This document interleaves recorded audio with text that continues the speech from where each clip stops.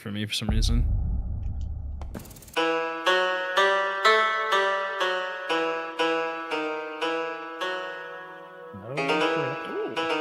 Freezing her out.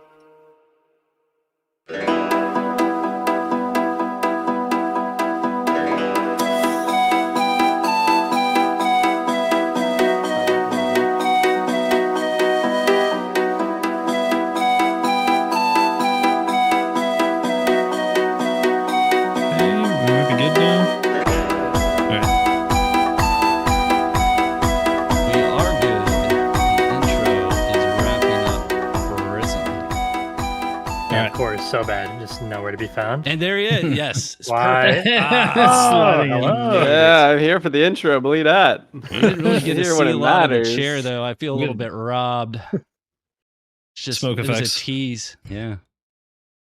How's it Well, going, anyway. guys? Welcome in to episode 17. 17. Is it 17? I definitely put 15 in the title. My bad. We definitely took a 50? week off, right? Yeah, we took at least 1 week off. We've taken a couple weeks off here and there. All of us have had various reasons for that. But this week, we had a little delay due to patch number 3, which will be the hot topic of discussion. So before we jump into that, how's everybody been? I know Ken's been playing a little, I forgot it, Raven Dawn? Raven Dawn. Dawn. Oh, yeah. Yeah, I took a little Dark and Darker break, but Took a little break. recently, He quit Dark and Darker. returned. He quit Dark and Darker. I quit Dark and Darker forever. It's official. We're never Oh wait, going no, he's back. playing it again. He quit Raven Dawn. Let's go. Yeah. Easy. You dare leave our favorite game? All I'm Nate? saying, Dark and Darker is much more fun after a small break. And I was getting a little fatigued, but coming back, it's still a great game. So that's great. Good to be back, boys. Odin, what have you been up to? Did it? Just leave my audio. No, you're good. No, No, you're good. no, we hear you. We Yeah. can hear you. Well, I've been also taking a break from Dark and Darker because server performance has really been killing my enjoyment of the game. But I'm really excited about the new map. I like the new map a lot. I think it's a little too hard. Like the mob density is a little ridiculous, and some of the spawns need work. But the concept of the map and the way it looks, and like all the static extract and stuff is really cool. I'm excited that they're trying new things. I kind of wish they wouldn't have put it into rotation because they told us they weren't going to. But I won't get into the nitty gritty on all that yet because we'll go over all that stuff in the topics. But I've been good, man. I've been playing some D4. I'm enjoying season 3. They patched it to improve the season mechanic, and it's actually pretty fun now, but not a whole lot else going on. All right. Back on D4.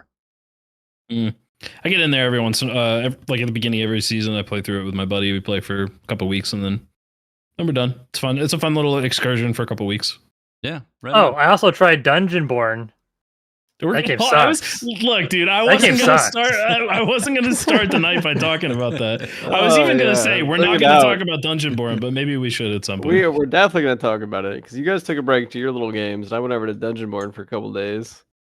How you I doing? How you doing, also took a Sophie? delve. What you been up to?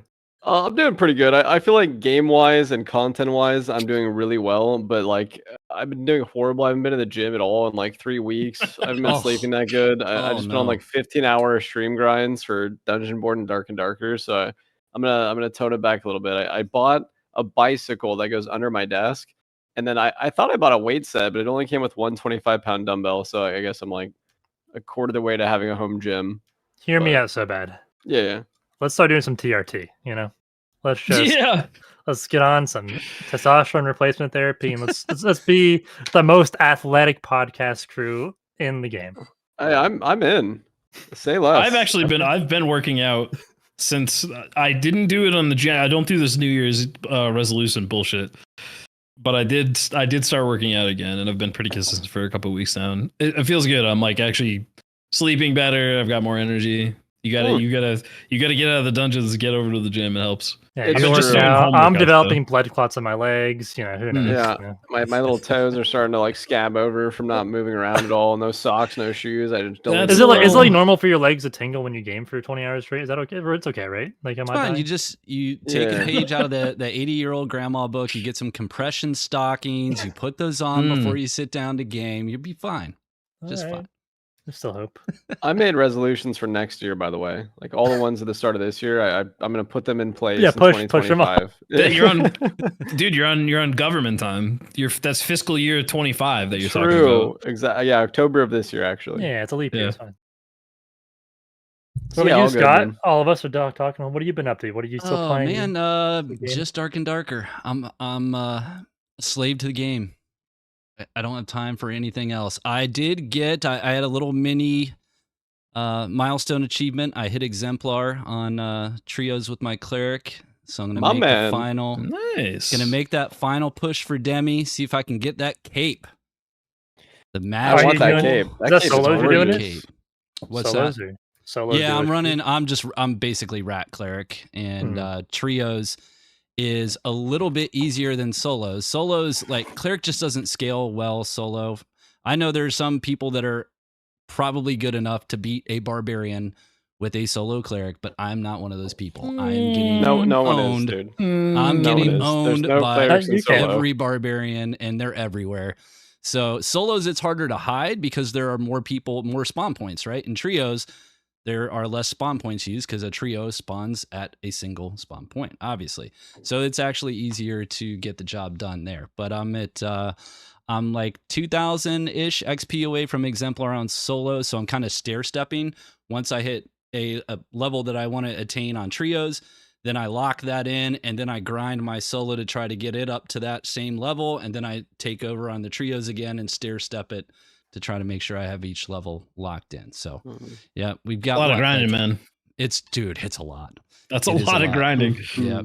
So I'm trying as to get- somebody, Go ahead. as somebody doing the like the AP grind, how does it feel? Like, do you like the system? Because I know a lot of people don't like the system, but some people do like the system. I'm not a big fan, but It's since you're better currently now. grinding it. I think it's better now that they've adjusted the PvP output 4x from what it initially was, right? And it's better. I do think we need to incentivize fighting and less like friendly all the time everywhere. That hasn't been my personal experience, especially in solos, but I do know that people have reported, and I've seen a lot of videos where people are just like, no one's fighting anywhere. So that aspect, I do think they need to work on to get more people to fight. I think that, just hunting shinies for AP is in portals. The portals part we should probably talk about. I think it's actually good, but the shinies piece is a little bit more reasonable now that they've upped the value of gear. So there's not as much emphasis on getting shiny things. I think that's better. I still think there's a lot they can do to improve it, but it's in a better state now than it was 4 or 5, 6 weeks ago, even less than that, probably. I agree. I think it's in a better spot. What's your take? What do you think they need to improve the most? I know this is like ridiculous, but I think they should just scrap it. I think it's a lost cause type of thing. Well, I'd be okay with them keeping it, but if it was what they originally said it was supposed to be before they introduced it as a rank system, just a metric for you to evaluate your own performance. Yeah, I would love just to have stats. I would just to have a personal stat screen that you could screenshot and show people, just like a stat tracker, just like Tarkov has. But as like a competitive ladder ranked metric, it seems like it's failing. I just don't know how this measurement is supposed to dictate where you get placed in matchmaking on a skill level. Mm-hmm. It just feels like it's not good for what it's supposed to be. And I think they're putting a lot of effort and time into something that isn't going to bear much fruit for the game. But do you think it changes when Arena comes out? Do you think we see a rework? Well, I think when Arena comes out, then you could have just a MMR based matchmaking. Like you could just have ranked like an ELO system because it's just 3v3 Arena, and if you win against like a higher rank opponent, you get an increased ELO gain. If you win against lower level opponents, you get a less gain. Like this is like Arena MMR is like way easier to balance than like an extraction shooter MMR. It's been done before in hundreds of games. Yeah, that's like that. I don't think it'll be a problem for Arena, which I am I haven't been excited for Arena until I played Dungeonborn. I did say I hate Dungeonborn sucks cock because it does, but they have a functioning arena system, and I must admit, even though that game is complete dog shit and the gameplay is miserable, getting into an arena 3v3 and fighting other teams in a medieval spellcasting setting was a lot of fun. And it made me excited for potentially having that in Dark and Darker with a much better, more refined combat system. And yeah, so that a little tangent, but I am excited for that. Very cool. What about So you, Josh, Sylvie, I now know that you, you're- you and Odin both have been playing Arena on Dungeonborn as well. What's your take on it? I mean, the arena design is really good. I agree with Ken. I think that's going to translate really well to Dark and Darker, and it's going to also force the meta to shift and for us to get actual class balance, because you will have a consistent set of statistics of fighting in 3v3. And right now it's hard because it's open, it's monsters, it's like dungeon based, it's also gear based. It's very situational. But when you're forced into a 3v3, you can start to actually dictate what is and what is not balanced pretty normally. Like Ken said, I think it's going to be really good for the game. If we don't lose gear in there, it'll be interesting. If we lose gear in there, it'll be interesting. So I'm pretty excited to see where Iron Mace goes with that. And then overall, I agree with most of what Ken said about Dungeonborn. I think if that game released today, it would be dead tomorrow. So give us there's the 5,000 foot view. Sorry to interrupt, but on Dungeonborn's arena mode, give us the 5,000 foot view of how they handle it. Does your gear matter? Do you get to bring in whatever you want? So you queue in. It doesn't use your gear that you queue in with. You spawn into a room that has like 3 gear sets of each armor type, like 3 cloth sets, 3 plate sets, 3 leather sets, an assortment of weapons, an assortment of jewels, and then you have to figure out how to divvy that gear up in between your team. And then you Quickly. fight quickly. You have 2 minutes before it starts. And you have to do all that. Which in I 2 think is minutes. actually a cool system, and that's something that Dark and Darker could take, because I didn't expect that when I got into Dungeonborn, but once I saw it, I was like, this is kind of cool, because it's like kind of like resource management. Because if you go home to 3 wizards, and all of a sudden you just don't have enough wizard gear. You're picking from a shared shared pool. Yeah. Interesting. Okay. You will have enough gear for everybody to wear it, but they won't have the stats that they're looking for. Not everybody's going to get, if you have people spread across 3 different armor types, you have a much higher chance of everybody getting the type of stats that they want for their class. But I want to make one correction, which is that you do actually take your gear in with you. So what I think could be interesting, and it could end up being really unbalanced later on, there's a baseline of blue gear, which is pretty good in that game. You can get a couple of your passives and feel relatively strong, but you can actually go in with the gear that you've looted from the dungeon. Yeah, so you could go in with full purples and legendaries, and you can use that gear. But if you go into the dungeon with like whatever gear and then you drop it on the ground, when you leave the dungeon, it just restores it to your inventory as if you'd never taken it off. So it's a little unapparent. It's, a little obscure, but like if you went in there and you thought you were going to lose your stuff, you do keep it. So I think if Dark and Darker implemented that system, I don't know if I would want them to let people bring in their gear if they're not going to lose it. Because if you could just farm up the absolute BIS and then go into arenas and stomp everyone, the expectation becomes that you can't push to the higher echelons of the arenas without having that gear. And if there's no risk of losing that gear, then you're just always going to do that. And I think that would create a rift in the player base. I don't know if everybody would have their arena set that they would Right. never bring into an actual match. Would just be their full BIS, and they would just put it on for arenas. Yeah, which is kind of cool, but not if it's completely unattainable for a portion of the player base that is proving that they're good. To obtain it though, because we're gonna have an auction house, so you could almost see them separating arena into 3 tiers, sort of like we have with normal and HR. You could do purples and lower, and then like legendaries and up. Let's just do 2 tiers: purple and lower, and legendary and up. Yeah, and then I like you that have idea. you get rewards just like we have right now for the actual dungeon. You have the same ranks. You have like arena gladiator, exemplar, and demigod, and whatever else. And then next season, if you achieve certain ranks in the arena, you get cosmetics or like a gold coin bag or whatever it is. And I think that would work really well for this game. But do you guys think it should be open only a limited amount of time? Or if it's always open, you'll have to like queue for ages? I think they do have that being popular all season. I think it depends on how popular it is. I think it might be really fucking popular just because of how fun Dark and Darker combat is. And just being able to queue up and getting a guaranteed 3v3 fight for X amount of minutes. It really depends on how popular it is. If it's not that popular, then it depends on the player base more than anything. to go back onto the topic of if Dungeonborn released tomorrow, it would be a dead game. I don't hate Dungeonborn. I actually love the game, but I agree that if it released tomorrow, it would be a dead game because I don't think it's ready for release. And I think it's a good thing that they're doing. They did a QA test. They made a couple of changes. Some of them were pretty good. They did it really quick, and then they put out this public play test. I don't think it's going to be anywhere near as favorably received.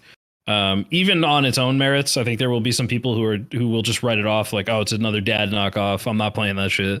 But even on its own merits, I don't think it would be as well received, that aside.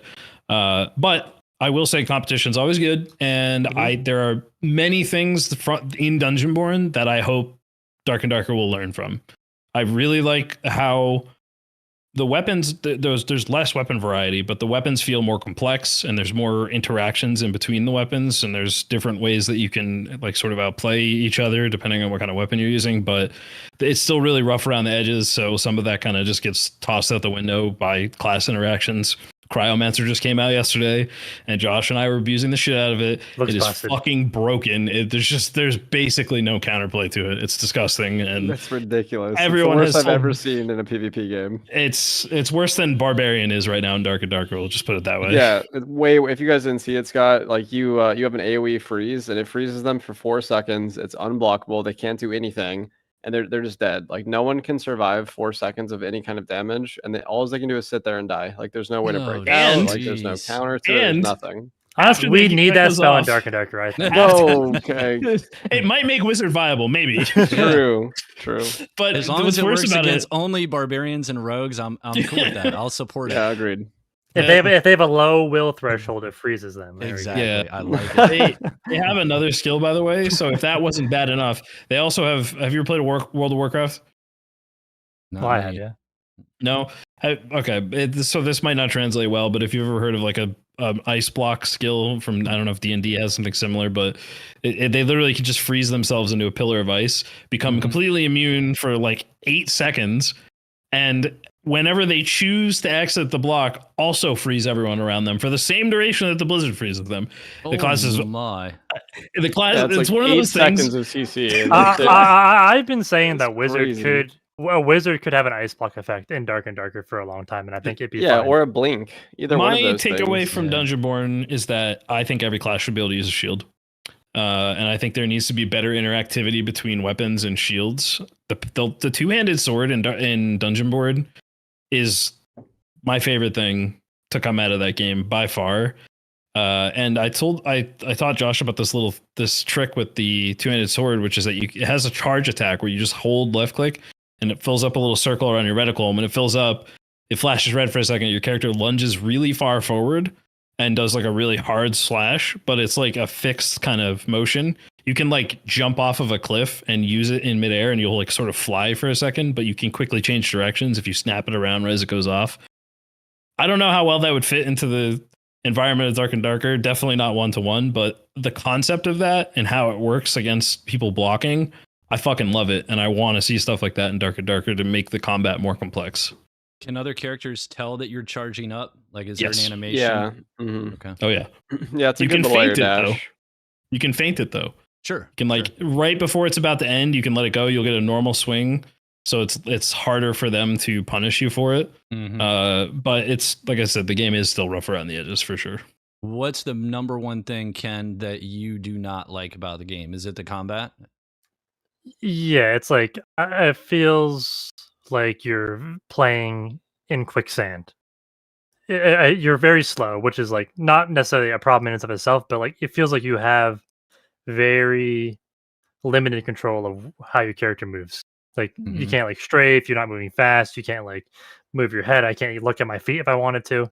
It just needs everything besides the gameplay. I actually really like, which is a ridiculous. It's a ridiculous thing to say. It's like, man, this game's cool. Mine is just the gameplay. but like the atmosphere, in the dungeon's really cool. The art style's really cool. The AI is cool.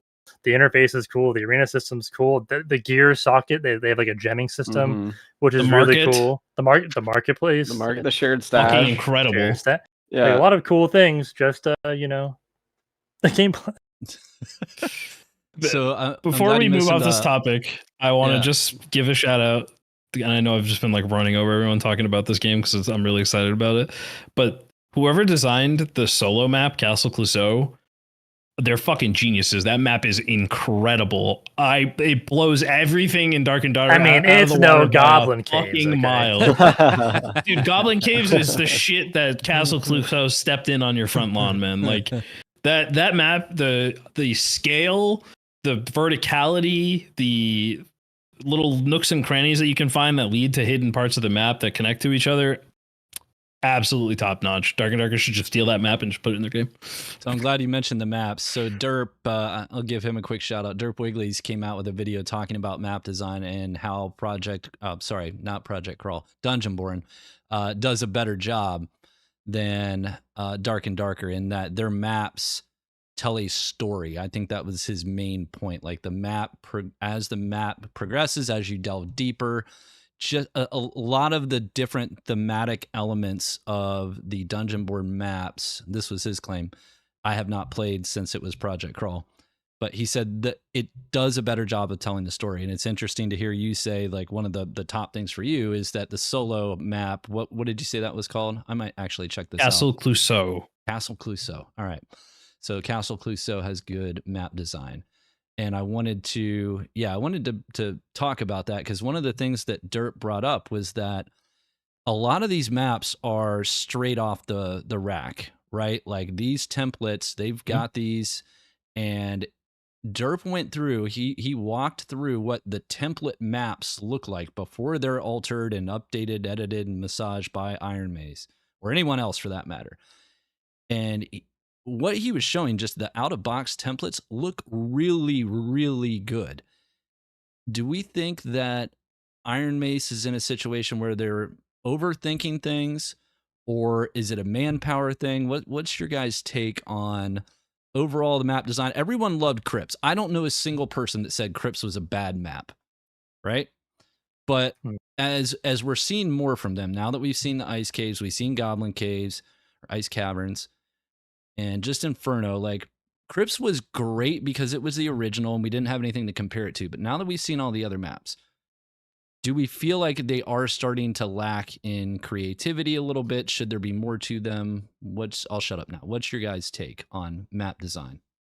So I was thinking about this the other day, like deeply, like, trying to get to the root of why it feels like a lot of these maps that Iron Mace is making seems kind of bland or cookie cutter. And I was like trying to figure out why. And I was like, oh, I'm an idiot. I know exactly why. It's because they are designing their maps not as full maps. They're designing modules and trying to build maps like they're Legos, because their goal was to have a procedurally generated map where it's different every time, where if they just design 25 modules and they have 4 entrance and exits on each one, they could just mix and match them and have 1,000 different map varieties. But they're not doing that at the moment, and you could feel it. And so now we're stuck with a short-term exacerbation of the problem. Yeah, now we're just stuck with like static 5x5 square with 25 square rooms, and each room is the same size. Sure, there's differences inside of those rooms, but each of them are the same dimensions, and there's like no crazy. There's like no variety. There's variety, obviously, but like you're always dealing with the same amount of space, and that's why Crypts feels better, I think, because you are indoors, and some of these rooms feel smaller and larger because some of them are just hallways and like tight corridors.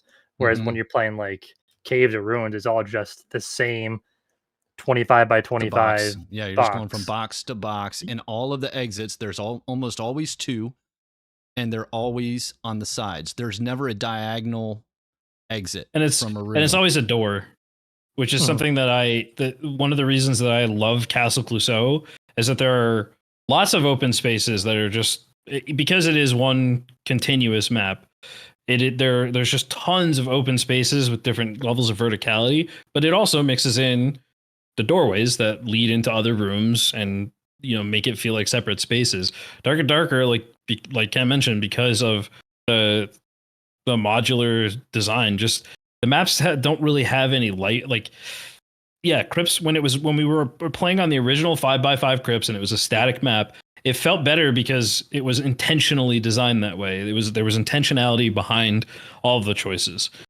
As we move towards this sort of like randomization thing that that the Iron Mace wants to implement, it does start to lose its charm, and it doesn't feel as intentional. And it in a way, it's like less memorable because the layout of the map doesn't stick in your head as well when it's changing all the time. It just doesn't. I don't know. It doesn't feel they're like not home. they're not designing maps. They're designing modules. Like Yeah, that's what fair. it comes down to. And All right, if, I'm gonna take the other side here, and I'm gonna say that I think the new map is one of the coolest maps we've ever had. Oh, I want to say I each agree. new I actually box- agree. I like the new map. Yeah. Yeah, I the like it. Ice Caves is so awesome with so many like fun mysteries and like an absolute ton of parkour. Can I and interrupt you for 1 verticality. second? Yeah, yeah. Sorry. I just want to say I do love the map a lot. I just Isn't wanted it to disclose static? that. But if you think of it, they just made a bunch of really good modules. Luckily, all of them were just really sick, and it just it would I don't know where I'm going with that. They're just good modules. And if you have enough good modules, yes, you can have a fun to play map. But I just like wanted to talk about like their design philosophy on maps and generals, where they just like to work on modules, and it would work if they had it randomized every game, which I think is their goal. They're just not there yet. And I'm sorry, I just didn't want to like come off as a new map hater because I actually really like the new map a lot. No, same. Yeah. No, I just Okay. wanted to hear what you guys thought. No, Cool. I love the new map. Go ahead, Josh. Tell us what you love about it. I mean, I love every part of Ice Caves. I like the new mechanic. I like the no circle. I think there's probably a little bit too many monsters, but I also enjoy the fact that it is like basically our hardest map. And part of the reason why it's the hardest map is because we're just not used to it yet. That's how it's always been with Colosseum. That's how it was with the new Goblin. There are, I think, probably a little bit too many monsters, but even the idea of having slightly less PvP, because you're kind of sticking around to 3 or 4 boxes and then sort of safe keeping your extract is kind of nice because the map's only 10 minutes. And I've sort of always been an advocate that we don't have to fight the entire map in 10 minutes. Having like 1 or 2 really good fights while also PvE adventuring with some very high tier loot is good. I do agree with Odin though. I don't think the map was ready for the rotation. As somebody who likes bossing and likes going to crypts, I can only go to crypts once every 90 minutes. And that's not my favorite, especially if I die in Inferno. I'm like, well, there goes 30 minutes. I lost my boss attempt. I lost my set. See you in an hour, crypts. So that part is not that great, but I like this idea that they're building these modules, and then all we have to do is change the environment and the monsters and a circle mechanic, and we have like a whole new set of 3-layer of maps. I don't even necessarily feel like we need full randomization, as long as they slowly build up, randomized elements like we've done with crypts, and Goblin is static now and Ice Cave is static, but even static maps I don't think are bad because I'm trying to compare it to Tarkov, which has very static maps. And people have been playing that for years. It's ultra popular. There's like, I don't know, 7 maps, and probably most people you ask hate at least 3 of them. And I think that's normal when you have, a wide population. Because like sure. I hate ruins, but there are people who probably love ruins. They're all Ranger mains, 100%. I've loved DE Dust. I've loved DE Dust since the day it was born, and that's a static map. Is there an argument to be made though? So just getting to the module versus let's call it the curated or more global perspective. I think Tarkov's a really appropriate comparison. So you said there's 7 maps there. I played Tarkov a little bit, enough to know what most of the maps look like. And those maps feel like mini open worlds. They don't feel like a bunch of boxes put together. They don't feel modular.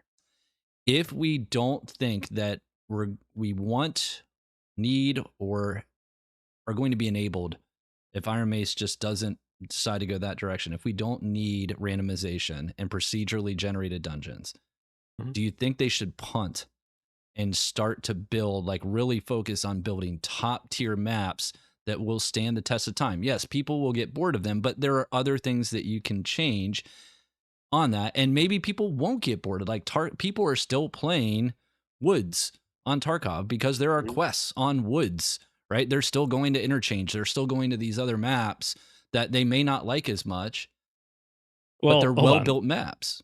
Let's talk about it from a perspective of Iron Mace's developer looking at their game. They've stated many times that this is an iterative game that they plan to take for 10 years. They want to build this game out for 10 years. I loved it when SDF put that out there, man. That's great. I was tingling. But let's look at the player expectation, and this is partially on us, or mostly on us, to be fair, and the player base as a whole. This is an early access game, and I have to imagine if you're Iron Mace, you when they were getting ready to release early access, they probably had to have the internal conversation of, okay, this game, we're not ready to put this game out, but we need money. And everybody wants us to put this game out, and they won't leave us the fuck alone. And the Discord is just hold the line every single day, all day, and Grayson's messages are blowing up forever. So, all right, we'll put out early access. The game changes constantly, and I think we've talked about this before. In the last couple of weeks since we started the podcast, I can't even count how many times that Ken and I have had the conversation of, I wish they would just use the resources that they have on development and stop playing this balancing act game every week when they're just going to have to change the balance again when they add something new like Warlock Demon Form. Do we need to fix things that are like broken off the top? Yes, but I'm getting too far away from the point. The point being that they're building this modular system because they have a vision of the game 10 years out. Maybe not all the way 10 years out, but they have an idea of where they want to take the game. And they said in a recent interview, maybe it might have been the one with Soma, I can't remember, where the game is only 25% of the way to a 1.0 patch, where they're like actually ready to say it's a released game. Mm-hmm. With that in mind, they're building all these modular maps. They want to have this map that can just be like constantly randomized. There is probably a lot more under the hood going on beyond just the game modes that we currently have available that they have in mind. I can tell you right now, I know a ton of people who want a PvE only game mode for this game, and I wouldn't be surprised if they plan to do something with that, with these modular maps where the maps are going to be random every time, with this long delve that you're going through that takes 30 plus minutes from Ruins to Inferno. I can see them developing some kind of like maybe roguelike adventure or something for this game. So it's frustrating for us right now. Somebody posted a picture of the 5v5 Crypts on Reddit a week ago, and I was like, man, dude, just take me back to when we just played on Crypts. Those were the good days. But for the long-term health of the game, I can understand why they're doing these things. It's just, we have to temper our own expectations. Yes, I understand why they're doing it, right? Like the modular system makes sense when you have that randomly generated map, and like that sounds really cool and awesome to have a fresh map every game. And I think the modular box system works in Crypts because like dungeons have lots of straight lines and hallways and doors, and you could build dungeon modules and fit them together like Legos, and it fit aesthetically. Where it doesn't fit aesthetically is when you're trying to build an organic ruins map with trees and nature and castle, and like it does, you're trying to fit nature into a box, and you're trying to fit like the weird round architecture of the goblin caves and then shove it into a square box. And it seems like they're doing the best that they can with this idea. It just doesn't fit the certain aesthetics they're going for, and I'm sure it's making it hard for them to make. Ruins feels like it's supposed to be hindering a big their creativity. In a bigger map, which we know it was supposed to be, because we were supposed to get a way bigger forest map that led into the ruins that then went down to Crypts. And forest was supposed to have like, I don't know, 24 players or something. We saw like the slime forest stuff. There was a lot of concept with that, but obviously, their focus is on other things at the moment. So I think there's room for them to do both things. Okay.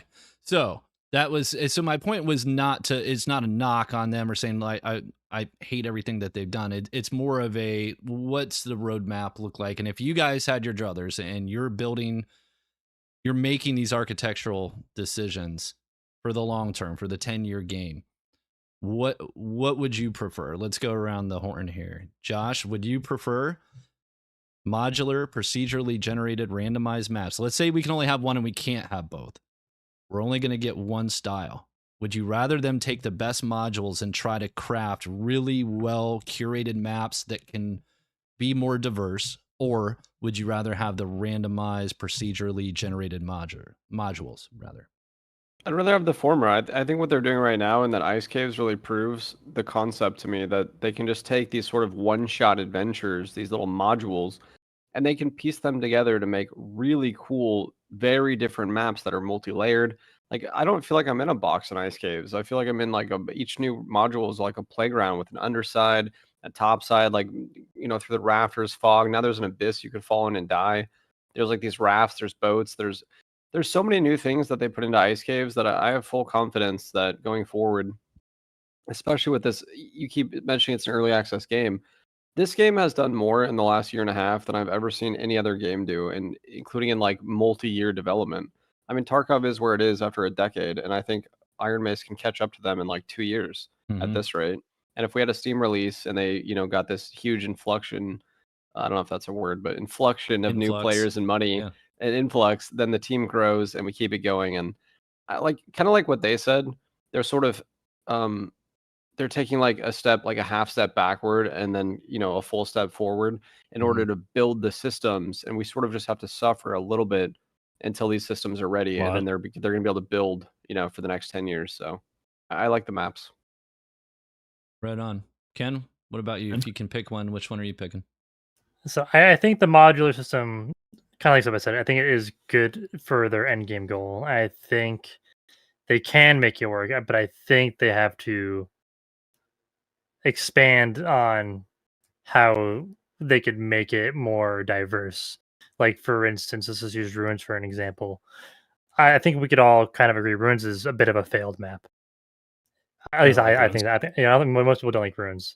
And I do think a lot of it is because of the module system. And I think trying to build this big open forest in small modules just doesn't work, especially for, Ruins. What you could do is maybe instead of you have super modules or something where instead of it just be the 1x1 module, it's a 2x2. So like the size of 4 modules. And then that is you're playing with bigger Legos for these bigger maps.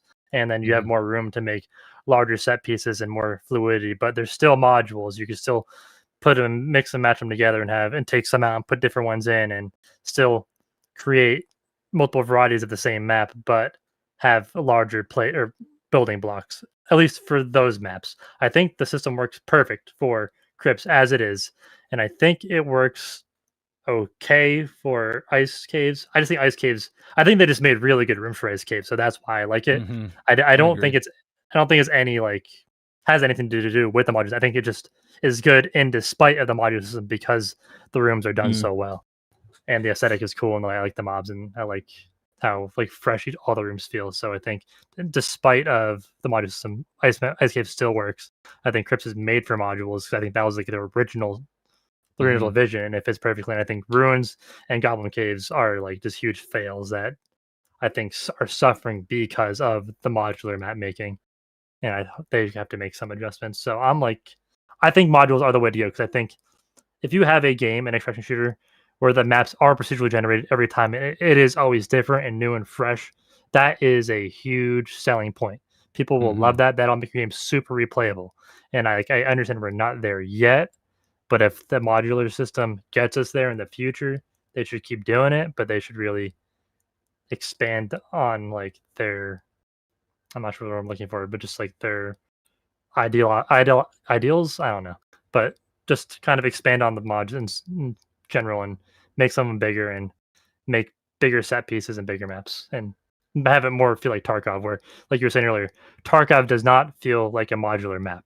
Tarkov feels like a big open world, and that's what they were selling to us with Ruins, right? They were selling Ruins going to be this huge map with 40 plus players, and it's going to be a battle to get down into the dungeon, where then you're in this small confined space and you're fighting. I know I'm rambling. I apologize, but I think mods are the way to go. They gotta rethink how they do it. Odin, you feel the same way? You're making me pick one or the other. Honestly, my impression of Castle Clouseau is just so strong that I prefer the static map, but that's also not specifically because of Dungeonborn. It's because of just static maps in all of my gaming history, things that stand out as the gaming greats, like Lockout and Halo 2 will forever be one of the greatest FPS maps ever created. DE Dust stands the test of time. There's a reason that there are these maps that just stay around forever, or people long for them, and it's because they leave such a lasting impression, because they're just these hit, well-designed maps. And then scaling it up to the level of Castle Clouseau, it really does change. It's not necessarily fair to compare it to Dark and Darker, because Dungeonborn is a new experience. It's a new game. It feels fresh. especially when there's some fatigue from Dark and Darker setting in. So it's hard to give an objective comparison between the two. But there is something to be said about how amazing that grand scale is. And I think sticking with this module system sort of eliminates the ability for you to have that grand scale, because especially the way it's designed where everything's in a box, I mean, Ruins is open, but it does have invisible ceilings, obviously for balance reasons, because of tower and rogues jumping around everywhere. You can't just leave it open, but it makes it all feel kind of claustrophobic in a way, which worked in Crypts as its identity was this claustrophobic map. And I 100% agree that the design originally fit perfectly for Crypts, but I feel like if they're going to keep going with this module system, unless they do open it up to a 2x2 where the 2x2s are now the normal module size, I feel like you're literally and figuratively putting yourself in a box and limiting what you can do with the game. I want the static maps, but at the same time, I want to let them cook, because I do see the potential, especially for like a roguelike kind of mode in Dark and Darker, which we've all said a million times. We want the big PvE experience. We want to all go into a 5-man raid and kill a dragon, because the combat in Dark and Darker is just fucking fun. I love the static maps, man. I don't know. I'm a sucker for the static maps with just extra love and care and detail put into everything. Right on. I think What I about you, lean Scott? that direction. I think I lean more in Odin's direction, but I'm not going to be unhappy if they say, you know what, our goal is to get to fully randomized, procedurally generated maps. And then if they're able to do what you said and just expand their capabilities and maybe adapt more shapes. So if everything doesn't have to be a square, you figure out a way to create some diamonds and put the sides of the diamond to the square, and we can get connecting pieces that you can actually exit a room at a diagonal instead of just 2 exits on each side of the square. Like things like that would go a long way to sell me long term on the random procedurally generated maps for sure. So I don't think I'll be unhappy either way, but if I have my druthers, I think I'm going more with Odin on this. I'd like to see a really well designed, well thought out storytelling map. I think that would be really cool. Who knows? Multiple maps. Maybe it's possible that we can get both. Maybe in the long term we can get both. I would love to see Crypts get a repolish. Module Crypts. Then you get down to Inferno, and it's this crazy hellish experience. That would be pretty sick, actually. Right. That would every be cool. cake and eat it too. Yes, because conceptually I don't like Inferno being this little 3x3. Yeah, I would so much rather it just be this nightmare hellscape that's open, and you're seeing like man bats flying around in the distance that you're not going to actually interact with, but you just see them up there, you're like, oh fuck. Yeah. And I'm wondering, so Terry, I do want to move on from this topic because we've kind of beat the crap out of it, but I'm wondering, Terry, in the last interview that he did on the Darkest Hour, he definitely gave the impression that a lot of the systems that they've built are going to need to be refactored, that they were thrown together a little bit quickly, and they weren't necessarily built to scale because Iron Mace didn't expect the game to catch fire like it did, right? And we're experiencing a lot of the ramifications of that now.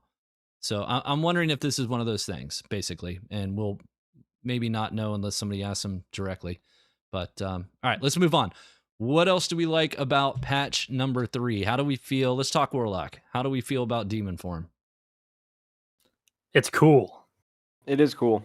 I don't think it's good, just from a power perspective. Like and that's not like the important thing. But I think that the Demon Form is a great proof of concept that they can make shape shifting work, and it like actually work and not like be super buggy and break the server and stuff. And I think that it fares well for Druid going forward. That being said, it definitely the first day it came out, it was very weak. They buffed it in the most recent hotfix, so it's a little bit better. But I think still, I don't know when I would take Demon Form over Phantomize. Well, I really liked it. I played with Jay Griffia in trios, and I just did a support Warlock. So I was giving him Eldritch Shield, Bloodstained Blade, and Power of Sacrifice as he was charging up. And then when he went in, he would just melee everybody. He was taking way more hits than I've ever seen any other class take. because he had 10 shards, right? So you get +1 all attributes per shard. And so he had more movement speed, more health, more armor, more magic resist. Like he took a fireball to the face and it did like 5 or 10% damage to him. So it is cool to see it, the warlock finally sort of take like a frontline tank perspective when it's in its demon form. But in solos, I don't know. I don't know how useful it would be. I agree with Ken. I would take Phantomize. Listen, it's really cool, and I want to see more like abilities that are wild and crazy and sweet. Just to create more diverse gameplay in general. So like more stuff. I want more stuff like demon form, but it just feels a little underwhelming with the numbers anyway. Yep. Yeah. Also, the changes to Soul Collector make Warlock much stronger than it's been before. Being able to stack 10 instead of 6. Like, you headshot somebody with Bolt of Darkness. It can do up to 100 now in like moderate gear. So it's pretty viable. Can you kill your own Hydra to get stacks? Yep. That's just broken. Okay. I don't think it's intended. I mean, even if it's not, you can kill spiders as they spawn out of the pot. Like, you're going to get your 10 stacks. Yeah, at least you have to find a pot, though. I mean, that I get, but gotta find a soul pot. Yeah, I mean, it's going to take you a while to kill 10 Hydras, and you're sacking your life to do it. So, like, it's honestly less viable to kill Hydra 10 times. Yeah, that's true. All right, fair enough. Conceptually, I like the demon form. My time with Dungeonborn has changed the way I look at the abilities in Dark and Darker a little bit, and I actually like the design of demon form. But the one thing that so Josh said that he saw Jay pop off with 10 shards. What I don't like about the 10 shard thing is that you as the opponent to the warlock don't have a lot of readability on the 10 shard thing, and it not being a cooldown ability, but you consume the shards when you use it. I feel like it'd be better served if it was just the cooldown ability and had a consistent power level and wasn't about building up a bunch of stacks. Like, is it less like sick to just have a single static ability that transforms you and changes the way you fight than to go and collect a bunch of shards and just shit on somebody? Yeah, as a warlock player, you're probably pretty excited about getting those shards, but from a readability and balance standpoint, I feel like it's going to be a massive headache for them if they don't change that. I'd rather them just give it a static amount of power. Yeah, maybe, make it scale I understand a bit. that, because like it is kind of important, like for your opponent to have a general idea of what your power level is, right? And that's missing from this game right now. Especially, first of all, you're in demon form, so they can't even see what kind of armor you're wearing if they don't see you beforehand, and then they don't know if you have 10 shards. So they could probably just do like a pretty simple effect of like the more shards you have, you may glow brighter, or because it does AoE damage around them too, so you could probably just make that aura more intense. So if you just looking at him, you go, "Oh, dude, he's beefed the hell up. We got to get away from him." Which you can't do. You can't get away from demon form, by the way. It's fast. It's so fucking fast. Yeah, that's good. I didn't think about that actually with the visual and the readability. That's actually Dean in the chat says you could change the eye color. The more powerful it is, that would be kind of cool. I want something more readable. One of the main problems I have with this game is that it's aside from seeing a golden god coming storming down your fucking hallway that they kill you before you can even react if it's a barbarian. There isn't a lot of readability on you don't know what to expect against your opponent. A guy could be wearing full greens and full purples and look basically exactly the same, but be 70% difference in power, and you don't know that until he hits you. Right, and I like some aspects of that for sure. I don't think you should be able to fully read that. That causes you to enter every fight with some level of respect for your opponent. It's usually good for the little guy, right? Like you want the little guys to have some ability to not just be identified as Timmy's outright. I don't think any team that's in good gear looks at another team and goes, "Well, we got to be careful here." Most teams, unless they see another team in gold, they tend to just disrespect the other team, and usually they just kind of run them over. Yeah, but that also leads to arrogance and cockiness becoming death. When you just auto push and you think you're geared, and then you run into a squad and like optimize purple. I saw you earlier. I've been doing this thing in a very funny way. I've been building, trying to build like sleeper sets as they are, where like I'll use like a frock. No good player uses the frock, and I'll use the wizard hat. And Dude, no good player uses the dexterity. wizard hat. But like you get like the best frock you could find and the best wizard hat you could find, and you don't use a gold cloak. You use a +5 knowledge cloak, and and somebody sees you, they're like, "Oh, this guy is a default wizard." And Yeah, then, just fucking kill this guy. Yeah. Oh god. but really, you're the souped up Honda Civic, and you're gonna take him out. That is like a little bit of there's some strategy behind it. Using Yeah, it's sleeper kind of kits. cool. But I do think there should be a more differentiation amongst like quality tiers and stuff. Maybe nothing crazy but maybe just like the tint's a little bit more exaggerated. The higher rarity it is, or the low rarity is, or it looks like it's rusted. Yeah, it's- like more if of a it's green. dull sheen, or Yeah. you have more of a sheen on like the really high end polished armors, or like the fabric looks nicer, but the shitty low end is like patchy and Yeah. looks like garbage. Mhm. You could read that, but it's not like at a glance from a distance you wouldn't necessarily know. So you'd have to get a little closer to find out, and then maybe you're in sorting distance. Yeah, I'm totally down for that because they're already doing that with weapons, right? Like they updated the skinning of the silver weapons in this last. Sweet. Dude, the last divine patch is- rod. The divine rod, It bro. looks so funny, man. I feel like it looks like a piece of 3D printed plastic. I'm in Blade 2 and I'm about to kill some fucking vampires, dude. That's right. That's exactly what it looks like. But yeah, so they're doing that with weapons. You can tell once you get up close, like Odin, that's a really good way of saying it. You shouldn't it would be like just in real life. The further away from someone you are, the less information you're going to have. The closer you get, the more. That makes perfect sense. So doing that with some armor, I think, would be helpful while not getting us to the point where we're actually like giving damage numbers or something like that. Like I don't want to see that. Dungeonborn had I like the numbers. damage numbers, dude. I like the damage numbers. I'm a really big fan. No. Because you still don't know how much health they have. But it's just you get to see the damage you've dealt, and it at least gives you an idea. Like man, on that topic, how many times have you hit somebody in the head? You swear to God, but it was actually an arm shot, and you lose the fight because you thought it was a headshot. But if you'd been able to see that damage number, maybe it would have changed something. Yeah.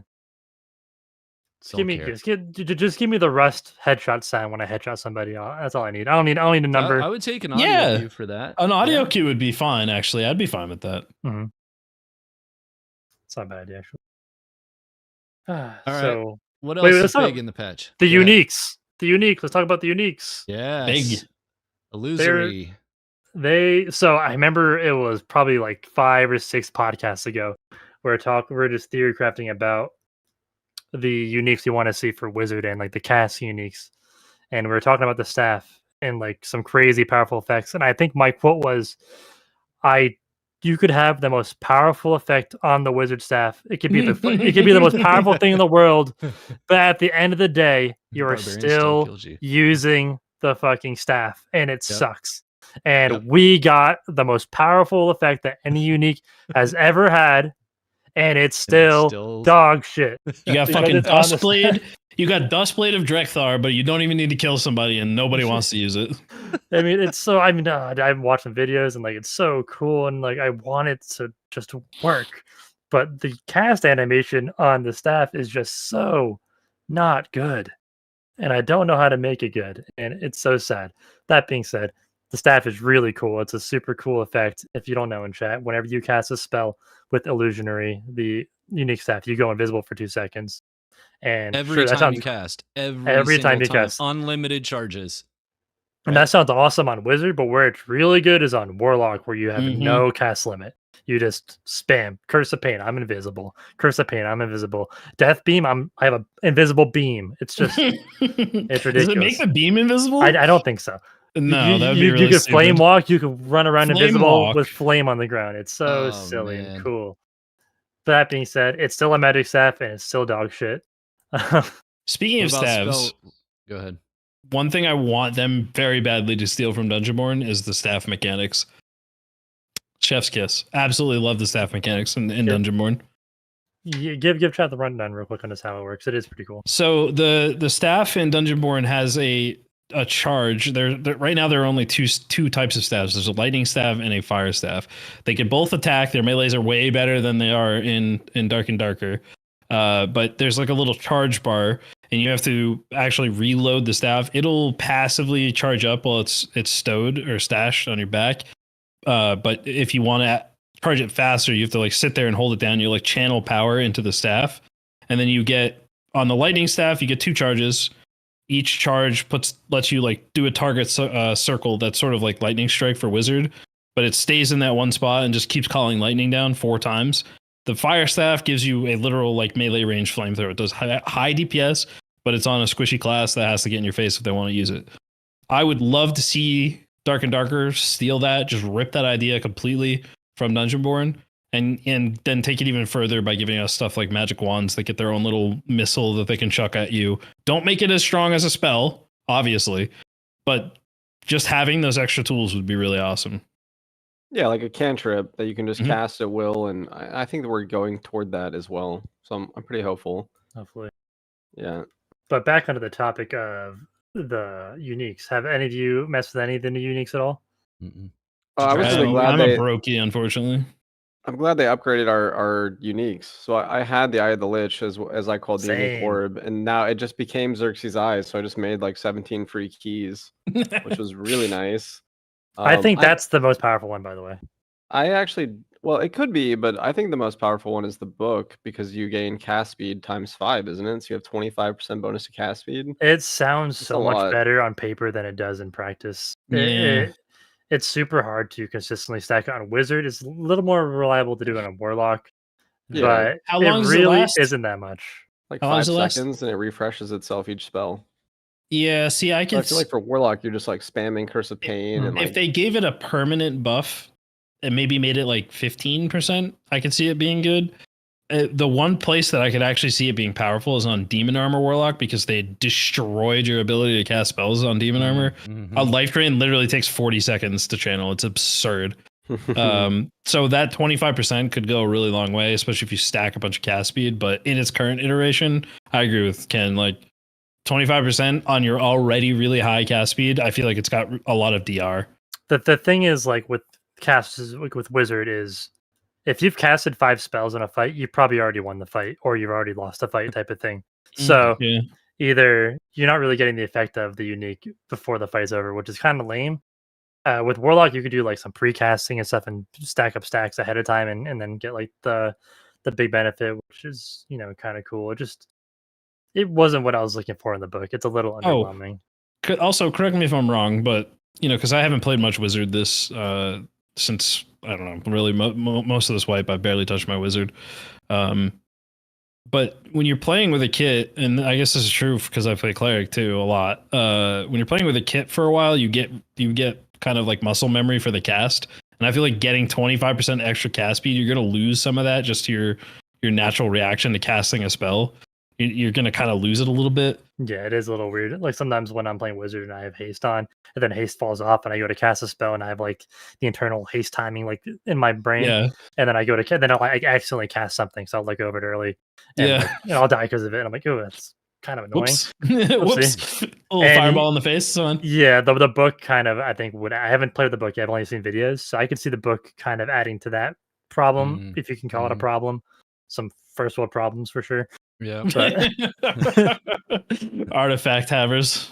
Yeah, I think the book is the most underwhelming unique, but still probably the best one because it's the book. It's just the best base type. So like having any additional effect on the best base type casting weapon is going to be good and awesome.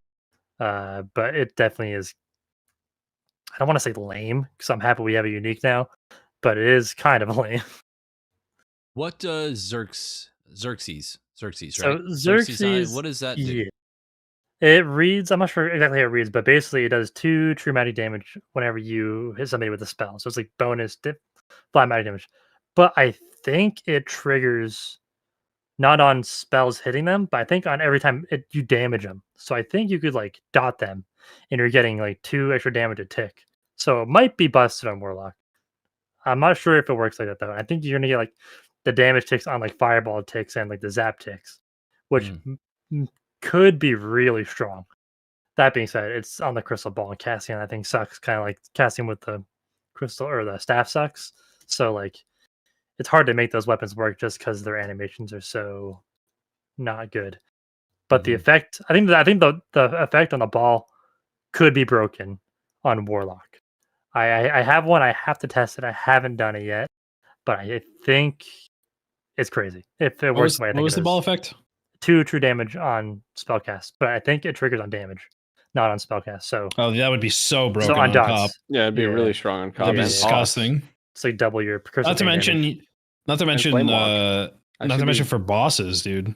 Yeah, flame walk, dude, killing a single warlock with that, putting double stacks of any of their curses and doing flame walk would just obliterate bosses. And I wonder if it would apply to Hellfire and just cause it to tick like 1 billion times as it passes through somebody. No, I think Hellfire only ticks like twice now. Like it's hard to actually kill somebody with Hellfire. Well, I've in the experience of using it against bosses and elites, it does feel like it just does less damage as it's passing. Yeah. You get the most feedback of it from Skeleton Champion because he kind of grunts as you hit him. And it feels like it only hits him like maybe once as it passes through. I don't know. It's a little weird. Yeah, Hellfire would be broken, or Flame Walk, because it ticks 4 times a second. So if it was adding +2, I mean that's a lot. That's already 8 damage per second. Wait a minute, dude. Oh wait, never mind. Damn it! I was like, if you did Cobb Pause. Wait, Ray of Darkness. Well, I was like, dude, Locust Swarm. But I'm like, oh, yeah, that's what I was thinking too. Locust Swarm, like, Earthquake. The Crystal Ball, yeah, damn it. But you almost made Locust Swarm good. Yeah, you almost made it good. All right, hear me out. Rondell Crystal Ball Fighter. Dude, I've been saying that for a while. Wait, what if it works with Ignite? I'm sure it does, dude. I'm actually. Yeah, that's they probably had that in mind when they're designing it. That's probably what they're thinking of. Well, I don't know. Falchion Crystal Ball was like the identity that they gave to Warlock, so maybe it's it was so a hard Warlock to idea. use artifacts, man. Like I watched Ken do it because in trios you're a little bit more protected by your squad mates. But I go out in solo, like you're bound to get hit by like a cutthroat, stealth rogue. It's like, a meme to use them in solos. We lost Fulgor, Pestilence, and Viola to a Chinese Iron Man yesterday. Fucking miserable. Sick. All right, so it's just as bad in trios. Yeah, so in our defense, we were running him too long. Like, so the way you have to use artifacts in this game is you take him out for a raid or 2, and then you put him away before the Zerg calls their boys up. Get on, we gotta pay our rent. You pull that thing out, and the fucking alarms start going off at the Chinese Gold Farmer Center. They're like, "Get on now, we gotta get it, boys." They made so much fucking money. All I'm saying is I got my 3 in the fight. I killed my 3, but. Oh, are we this little off-stream shade at Retzi and Promos? No, not their fault. There's I was just laughing about the bickering that they were doing earlier. It's so funny. But other uniques, right? Oh, we have the Buckler, which I haven't used yet. There's a Buckler. What's the Buckler? Delirium. No, that's not a Buckler, is it? I thought it was a kite shield. No, it's a Buckler. There's the kite shield's Aegis. Yeah. Oh, that's right. Yeah. I think it's called Delirium, but don't quote me on that. But the effect is when your Buckler is out, you have minus 10% HP, but you gain 1 HP per second, like as just a regen constantly while it's out, which I think is actually pretty good. I'm not sure because think about it. If you're a fighter and you have like 150 HP, you're losing 15 HP flat, but you're just gaining 1 per second. Yeah, it's a permanent Troll's Blood. Troll's Blood plus Delirium plus Druid heal over time. Or you just pop a purple pop a Troll Blood, and you have that out, and you have second wind. Yeah. Like you are in that fight. You're in that fight for a while. Dude, if I have to use a shield on fighter, I'm a Buckler man. Because it's the closest thing to longsword that a one-hander can have. Yeah, or like back to the potion stacking meta. Back when you could stack 3 pots. That shows OP. I love the healing in Dungeonborn, by the way. But it's a very cool effect. I'm like, very cool effect. I think. Did they add any other uniques that I'm missing? So yeah, I've got the patch notes up now. Xerxes, Spellweaver, Illusory, and Delirium. I somehow completely overlooked that. I had no idea that was a Buckler. I love the Buckler. That is so cool. Very stoked for that. You know what that means for the economic future of the game? Like next wipe, you want to hold whatever is unique that doesn't have an artifact. In case they turn them into artifacts, since they all get retroactively upgraded. So like the Bardiche, right? There's no Bardiche artifact, so you got to hold the unique Bardiches. There's a placeholder for it. You ever see those sellers in chat that just like sell the pages of random uniques, like just garbage uniques? And now they're just billionaires. Not true. They logged in, they were like, yeah. Yes. It's like fucking kids on Christmas, man. They woke up and lost their minds. Oh man. What else did they add? We got some barbarian buffs, they tell me. Yeah. What was so unfortunately. the way the patch notes read, and I don't play Barb, not a fan. The way they read it seems like they're nerfs, except for Savage Roar. Savage Roar duration has been changed from 6 to 8 seconds. Physical damage bonus changed from -25 to -50. So the negative 50% is not against the barbarian, that's against Right. the opponent, right? Mhm. So that actually is a massive buff, and it stacks with other barbarians, right? So Mhm. when you run into 2 barbarians, you go down to -100% physical damage 0%. bonus, right? Yeah, like 0% You PDB. you might actually heal people. I'm not joking. That you might. I'm dead serious. You might actually heal people. I was playing with Hippo the other night. We just went 3 naked barbarians, and we all went Rage, Savage Roar, and we would just sit in the darkness and wait for somebody to come by. One person would bait them through, and then we just sit, and then we'd all VoIP, screaming in VoIP, just in VoIP while doing the shouts. People would just start panicking, turn around, swinging, and we're literally taking no damage. Mhm. I could swear that I watched my health go up. We're naked and we're killing teams in gear because it's just Savage Roar. It just makes them invincible to physical damage, and they're already basically invincible to magic damage with a little bit of gear because they reached 50%. I don't know what the fuck Iron Mace was thinking, man. Well, obviously, you're thinking Barbarian is obviously very weak. They're just not 1v9ing like they used to. So like we gotta buff them. We just gotta buff them. At one point, they will just be buff ball by themselves. They basically already are. Yeah, they are now. Yeah. They're debuff balls. I think the issue is it's probably bugged because when you think about physical damage It bonus, shouldn't stack. it shouldn't stack, but it also shouldn't remove like things like weapon damage, right? Be like you can't put them at having 0% physical damage bonus should be taking away the PDB. It shouldn't be taking away your weapon power. It should reduce your total by 50%, not literally just give you a flat 50% minus physical damage bonus. Right, if you have right. 10% physical damage bonus, it should take away 5% of that. But Exactly. then again that would be really weak as a skill, and it would just be the fear PvE thing again. So I don't know, maybe there's a happy middle ground, but minus 50% flat PDB is not it, dude. Yeah. That's insane. So Also, I can't believe that they didn't nerf the movement speed of Rage. Like that's the main issue is that they're at movement speed cap. Thank you. Without wearing movement speed gear. Like no other fucking class can outrun them when they just push Q and they're on top of you with their weapon drawn. Yep. They don't even need Rage and they anymore, have Achilles. dude. Like they get it. They just go Achilles, Savage Roar, and beat everything. So they're sprinting you Mach 5 while throwing shit. Even without Achilles, you're being slowed. So like they're just moving forward and you're moving backward. It's just and the axes do as much as arrows, man. Yeah. Well, so just to talk on like the Rage point, I think Rage is actually important, and I think it's fine. Because like you gotta think of it in the terms of sprint, and sprint is fine. I think sprint is fine, but why sprint is fine is because the fighters are naturally slow because they wear heavy armor. Where the barbarians, they just don't have to wear heavy armor. They don't wear armor that makes them slow because they just have 170 HP base, and they use their giant hit point pool as their armor, so they could just wear light armor, move fast, and then on top of that, Rage. So before somebody accuses us of being over dramatic, Barb has 130 HP base. That's still insane. But in even a tiny bit of gear, they get up to 180 easily. Just so we're clear on the record before anybody comes in here and be they like, have 200 HP base. Yeah. 300 HP base buffed.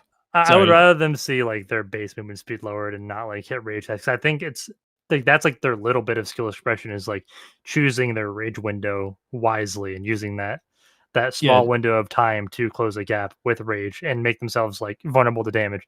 That is like the little bit of skill expression that they do have. Or being on top of people, waiting to get on top of people to use rage so that you can keep up with them when they start running away. Yeah. Like that's the kind of stuff I like. And now, Josh, tell me if you agree with this. The Dungeonborn fighter has a dash, and then if you have the skill, you get a little speed boost after it. I would prefer that kind of thing be in the game over just a press button, go faster thing for a little bit of time. This is just kind of like a little bit of a tangent, but I kind of like the idea of a dash like that just because I feel like it increases the skill ceiling of the class a little bit more. Right, you go directional base, so someone could just strafe like automatically right 90 degrees if they know you're about to use that. Right, and then head the Whereas opposite here, they just direction. push Q, and it doesn't matter what direction you go. Like they're just snaking you. They don't care, and they throw. The argument triangle. the argument against it is that I can see people saying like if the Dark and Darker definitely feels like a more grounded in reality game to some extent than Dungeonborn does, and I could see it feeling a little arcadey if they introduce something like that. But I think there's a way that they can implement it that would feel better. I'm just not a fan of like of just like having classes needing to rely on a static movement speed steroid. But that could just be just kind of like I said before, like a little bit of fatigue with the state of the game, and Barbarian exacerbating that to the nth degree. I could just be completely off on this one. So I don't even think the buffs are like. I think like all the buffs for Barbarian were just like oversights with like the PDB changes, and like I think it feels like almost like it was a mistake. Like it does. I feel like it's bugged. It has to. Yeah, I think it's a bug.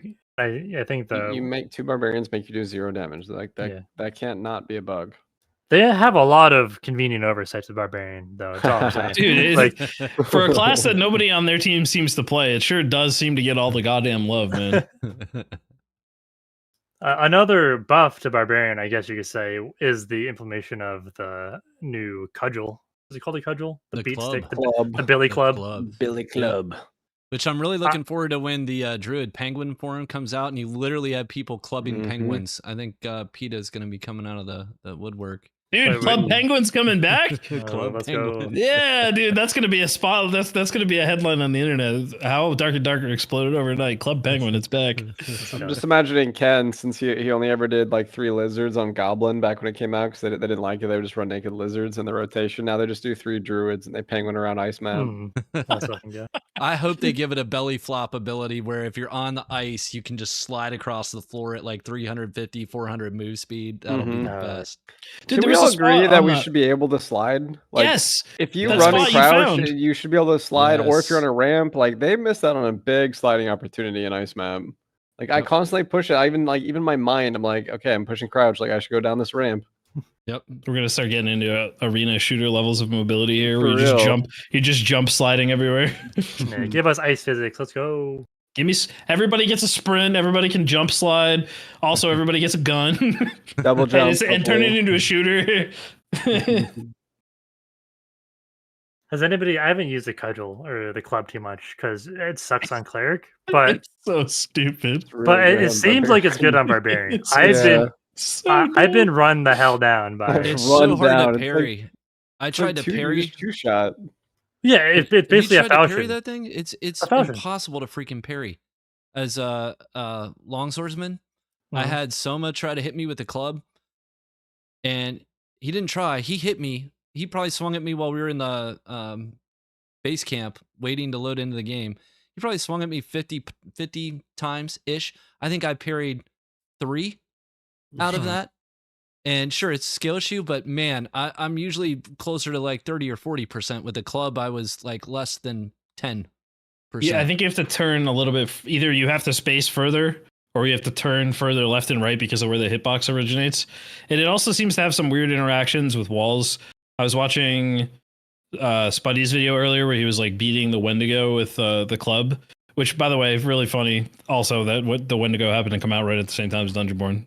Random thought, but the fact that he was like swinging it and it just came through the wall, because when you swing it on the right hand side and then swing it back, it goes equal distance, and there's a pillar right next to him. He's just swinging right through the pillar. It wasn't hitting the wall or bouncing off of it at all. So I have to wonder if the collision on the club is a little funky. Yeah, could be. Oh, it's gonna make me mad. If I get killed by that in like a doorway and it doesn't hit the wall. I hate when you watch it sometimes, like the collision isn't perfect at all. Like you can be in a vent with a barbarian. If they just like look down, they still swing their bardiche. Or like if they look like, you know, slightly to the right, they somehow like get their Zvi in, even though it's an 8-foot Vi and you're in like a 4-foot vent. Like they just look correctly and it hits me and I'm like, are you serious? Like we're in a fucking vent shaft, dude. It's an 8-foot sword. I don't know how they fix that. I don't know how they fix that problem. It's got to go off like the whole weapon. It can't just be like the tip or the. I don't know how it works, but I hope clubs. It sounds broken the way you're describing it. Yeah, it's basically just a falchion, and the falchions are busted. So So now barbarians have Falchion. Yeah, now we Yippee! just got a Metaslav. I actually don't have any characters to demigod, so today I started like getting ready to grind, and I got cutthroat by rogue, and then I couldn't phantomize my warlock, and I died because my book was out. That made me really mad. I Speaking feel of like demigod, not having my kid is really bad mechanic in my opinion. He just auto wins. yeah, I mean, well, okay. So speaking of demigod, pretty exciting rewards that they released, but I have a Yes. gripe.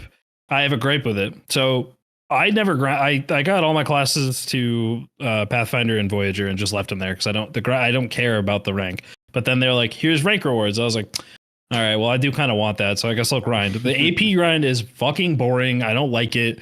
I was with you, Josh, like a few weeks back, where it's just like I was taking out treasure just on the off chance that I would care about some of the higher rank rewards when we were speculating that maybe it could be like a gold chest or something. But I wasn't making any big effort. I was like, I was with you. I'd rather just take gear out. So I didn't care too much about the AP grind. But then they go, okay, by the way, there's a really sick cloak that turns you into fucking Aesol from League of Legends. You're a celestial dragon now. You put that on a blue lizard with a little celestial cape. But then they put Ice Map into the rotation, and the servers still suck. Yeah. And now I'm torn between, I have the least amount of desire to actually grind demigod because it's not fun or engaging at all. And now I don't want to grind at all I want the cape really, really bad. I'm kind of annoyed that they said that they weren't going to put Ice Map in the rotation, and they did it anyway. Mm-hmm. Yep. I feel like We Ice all- Map is we all relatively agree. easy to get AP off of, though. Yeah. Because If the it's not PvP buggy and lagging. Well, true, but all the maps are buggy and laggy for me now. It's not just ice. Like Ruins and Crypts seems- are fine most of the time. No, actually, Ruins is still really laggy, but Crypts and Ruins- Yeah, So- Crypts and Inferno is pretty good. Yeah, I don't think it's a map Yes. issue. I really think, I think it's a server issue because I was having lag all day this morning when I was playing all the maps, and it's just like random episodes of desync. Like it So- really just feels like server side lag. I have a theory that they're the netcode that they're using for the servers, because of the way that some of the client side stuff works, where like you'll see somebody's body in a different place than where it actually Right. is. If everything was server authoritative, then that would never happen. right. Even if it was weird on your end, like you saw somebody die, their body would kind of move over. And you wouldn't really have like those BIS place issues. So there's definitely some client authoritative issues that I think are causing, if people have low FPS and the client's not registering what they're getting back correctly, then it lags the whole server. And the reason I think that is that people have figured out ways to crash the entire server with like campfires and stuff. Mhm. I think that there are people with just low FPS problems, which I don't fault them for because I have a pretty decent computer and it still chugs on the map sometimes. And the reason I think that might be the case is that if you go down to Crypts and Inferno and there's nobody else down there, the maps run fine. So I think that they may need to investigate the client side stuff a little bit and figure out what's going on there, because I think that might be causing part of the problem. That's a Could good be. point. Whatever it is, they got to fix it because it Yeah. is frustrating and it is definitely making people not want to play. Yeah, abandon all content, fix servers. I think pretty much. Please. Yeah. I want to play even in this state, I want to play the game, but not with these servers, man. Yeah, let me do a quick in defense of Iron Mace. So number one, on the interview that they did with One Peg, Terry said that Operation Health is their number one priority right now. So we know that they're working on it. And I don't think we see it go to Steam, at least I hope. Because Steam release could be any day, right? I don't know if we've discussed this since So you, Josh? the news came out. Um, The injunction was dismissed in Korea. So the injunction in the United States was dismissed back in 2023, and we got the news within the last week and a half, 2 weeks. I don't know how long it's been. I think it's within the The last case week and a was half. dismissed in the US entirely. It was thrown out Yes, like almost correct, immediately. Correct. The case entirely in the U.S., but the injunction was dismissed in Korea, so that the judge basically said, you know what, it's not gonna be settled here. We need all of the evidence to be brought up in court, and we need the whole thing argued. So we're probably talking a multi-year case here before we really know anything about Iron Mace versus Nexon, right? But that's good news for the short term, and maybe depending on your definition of that, the midterm as well. We could be back on Steam. I hope they don't go there until they've got Operation Health where they want it. That is my number one thing.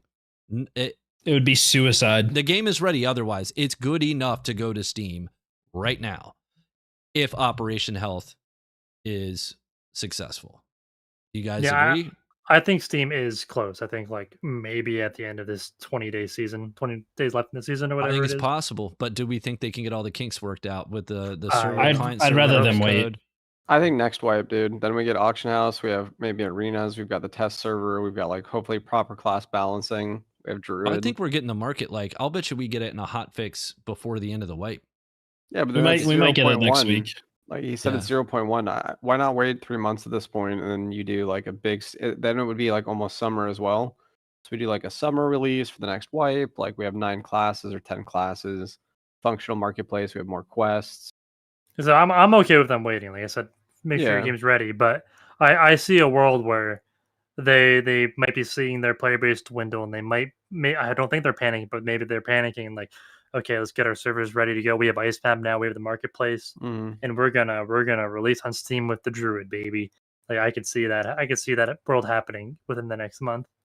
That being said, they really shouldn't unless the servers are ready, because Steam will mean lots of players and lots of eyes in the game, and they want to make a good impression on those players. Yeah, so I think not having tools to introduce players to the game on a public release is going to significantly hurt it. All the other stuff that we've talked about, including operational health aside, there is no tutorial in the game whatsoever. It is very unforgiving, and there are many people who have complained about the fact that the game is too unforgiving. That's turned them away. Now, obviously, Iron Mace has to decide design-wise how much they're willing to give in on that end of things, and Terry and SDF both said during the Q&A with One Peg that they've been overruled by the voice of the player base numerous times in the recent developments, giving us a marketplace, giving us multiple stash tabs, etc. I think, we got to work out the server issues, get the content a little bit more fleshed out. I don't think this rank system should go live to the public version either, but I do think that they need to have normals is decent to help people learn because there's really no stakes to it. But I still think that it's lacking from a new player. When you just click play and you're just on this menu screen where it's just like drop into a game, it's very daunting when there's no resources in the game whatsoever to help you understand how to play the game. I think they need to work on that a little bit. Tarkov's the same though. Yeah, like Tarkov, you're in the game and like it's just hardcore, and you just shouldn't expect to live for your first like 40 raids without watching guides and all that stuff. And so I don't know if we need to waste resources on that. I've always been an advocate for a PvE mode because it opens up the game to a whole other player base that could enjoy it, and then eventually tiptoe into the PvP. But I don't know if as an argument's sake, if we need like big guides and like tutorials, like at least part of the fun for me.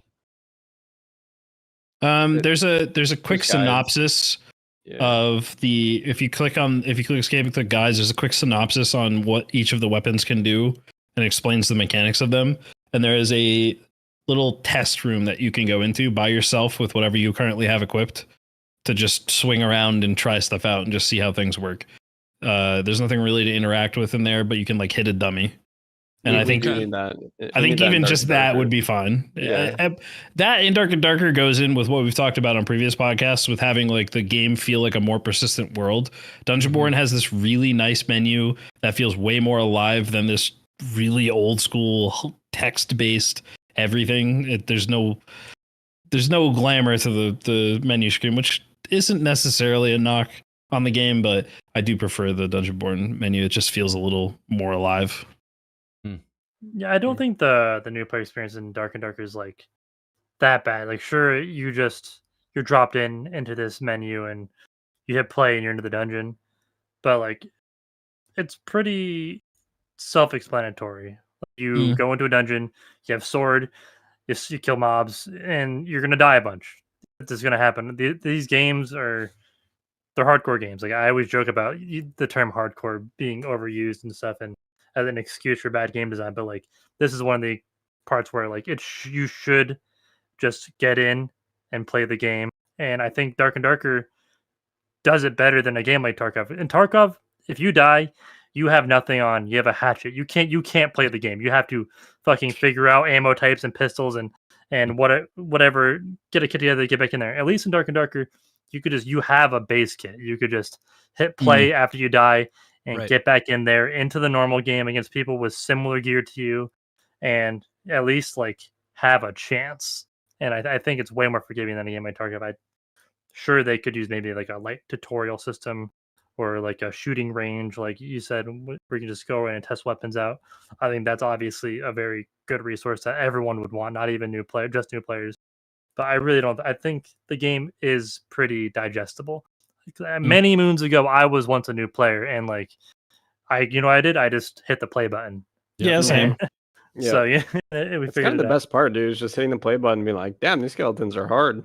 I will say I told this story before. I don't know if I told the story on the podcast, but I told it on the Q&A that I had with Scott, where the very first game I ever played was after Josh told me to play it like a million times. On playtest 2, I loaded up, and it was when all the rooms still had spawn rooms. It was just a blank empty box with a door, and then you'd walk into the actual map. That you remember those spawn boxes? Mm-hmm. I spawned into the double side-by-side mage room with the reses with the little tunnel underneath them, and walked out the door. There's a spider pot right next to the door. I killed a never-ending wave of spiders and then got run up on by a player and died. I was like, this game fucking sucks. It was so clunky and like unintuitive.